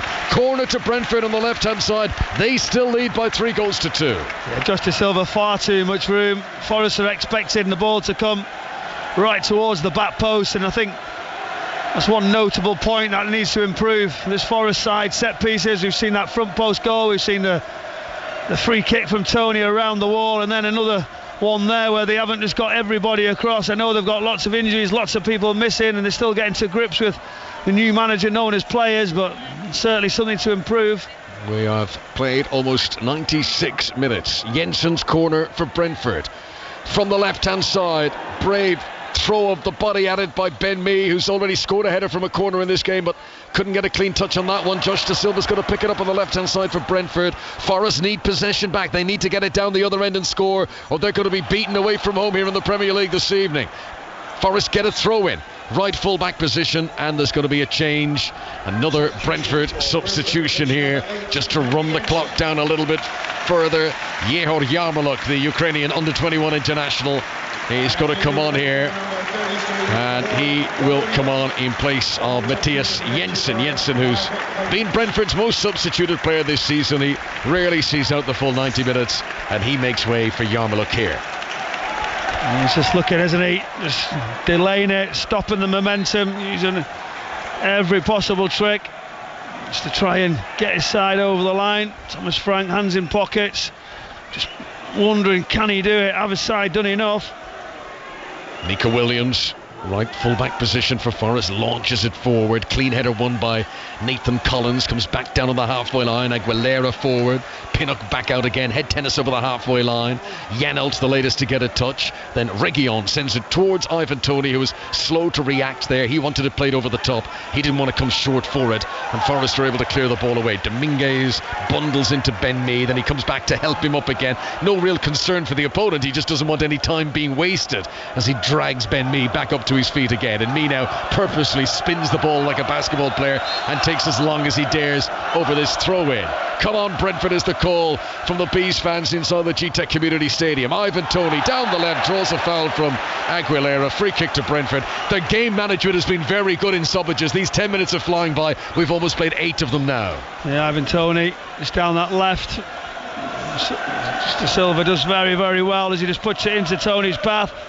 He knows the foul's coming, he just draws it in, dives to the floor, lays on it, has a little look up with his legs crossed as if to say thank you again. Another bit more time wasted. Reguilon takes the free kick into the feet of Ivan Toney, releases to Shandon Baptiste, nice footwork into the penalty area, gives it back out to Shandon Baptiste on the left wing, and he's got Reguilon behind him and runs into Aguilera, supported by Dominguez, and that's going to be a free kick. Foul on the Argentinian. Free kick to Nottingham Forest, but they need it down the other end. Ball's not been taken from the correct position. It was a rolling ball, and Forest less haste, more speed as they waste their own time here in their urgency to get the ball forward. So the free kick will be taken from the correct position. Turner, the goalkeeper, rolls it out to Dominguez. Chris Wood still waits patiently. The run of form that he's been on, 6 goals in his last 6 games. Can Forest create one more goal scoring opportunity for him as we prepare to go in to the final minute of the 10? 5 Live and BBC Sounds, the Premier League at the G-Tech Community Stadium. It's been a very exciting game. 5 goals, 3-2 in Brentford's favour. Both teams have held the lead at different times. Nuno Tavares has it left hand side for Nottingham Forest. Patient build up despite the urgency of the situation. They don't have time to waste here. Dominguez 10 yards outside the penalty area, right hand side, gives it low to the feet of Aguilera. He plays a 1-2 at Dominguez once again. Tony lunged, but remembered he was on a yellow card and came back away. There's a good ball into the penalty area. Chris Wood tries to throw himself at it. Collins is very strong and Brentford get it away. Was that Nottingham Forest's last chance? 30 seconds of the 10 minutes to go. Nuno Tavares low to the feet of Mangala, who's had chances in this game but has skewed them wide, and they're back of the halfway line again, and this is very frustrating for Forest supporters who are willing their team to get it forward. Hudson-Odoi stretches, won't keep it in play. Big cheer from the Brentford fans as Forest give up possession, and Brentford are almost there. Yeah, they're almost there, but again Forest had those chances. We've seen that ball go in. Collins stays strong. Wood just tries to get in front of him, but defended the space very, very well. They had another chance to put it in. They don't. They wait. The press was on.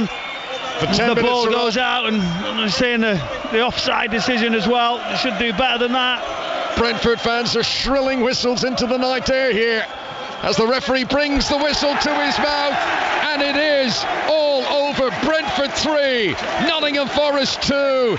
It's a huge win for Thomas Frank after a run of 5 straight Premier League defeats. After losing 7 of their last 8, Brentford finally get a much needed Premier League victory, and on his return from his 8-month ban, Ivan Toney straight back in the goals. If this is a pattern that it can be continued, Brentford will aspire to be well clear of relegation trouble in the coming weeks. Well, we called it. We expected Ivan Toney to lead from the front. He managed to get that goal to obviously lift the whole place with the reaction after such a poor start, but it was a real gritty performance all around the pitch. Yes, Forest needed to do better in set piece positions, but it was the desire, it was the fight, it was the whole squad that was needed. They were desperate for this result. They were desperate to get 3 points over the line. Ivan Toney in the centre getting all the hugs, but for me, that Morpay finish at the right time was the one that sealed and made the difference on the night. Well, for Ivan Toney, it is the dream return, and that will be the headline news taken from this game on a day that there's been 2 matches of the Premier League. Arsenal beating Crystal Palace 5-0 earlier on today to move up to 3rd and within 2 points of the leaders Liverpool. But it's Ivan Toney, whose last Premier League goal was a free kick against Nottingham Forest, and would you believe it, he now goes and scores another free kick against Nottingham Forest on his return. He's already spoken about how now he wants to go play for a big club. Brentford will hope that he will get the goals in the second half of this season that will fulfill those aspirations for him elsewhere. But on this performance, one or two suitors will be thinking in this month of January with the transfer window opening, that was an impressive return from Ivan Toney. And if another club is thinking, is he worth the risk, those thoughts won't have been dampened by what we've seen here. Yeah, they won't, and that's the one. He'll be looking to try and give everything back to this football club, Ivan Toney, in regards to that long wait. He was straight over to the manager when they managed to get that free kick around the wall, and it's great to see him back. It was just a wonderful, tense ending to this game. Now, obviously, we know the fixtures that they've got coming up. They're very much aware of it. Reguilon coming in as well, showing that experience. The squad needs a few players back from a Brentford point of view to try and get themselves away from that relegation zone. But really big win for Nottingham Forest, who continues what is a worrying trend. They've only had one win this season against any of the other teams in the bottom half of the table. That was the win over Sheffield United back in August, a long time ago now. The Ivan Toney free kick will get the headlines, and no Premier League team has conceded more goals from set pieces this season than Forest. Nuno Espirito Santo, who had a good bounce in his early games, this is the first big setback for him, and it'll be interesting to see how Forest react to it in the coming weeks. But it's Brentford's day here. Their party will ring long into the night. Brentford 3, Nottingham Forest 2. It's time for news on 5 Live with Jill McKenzie. Listen on BBC Sounds.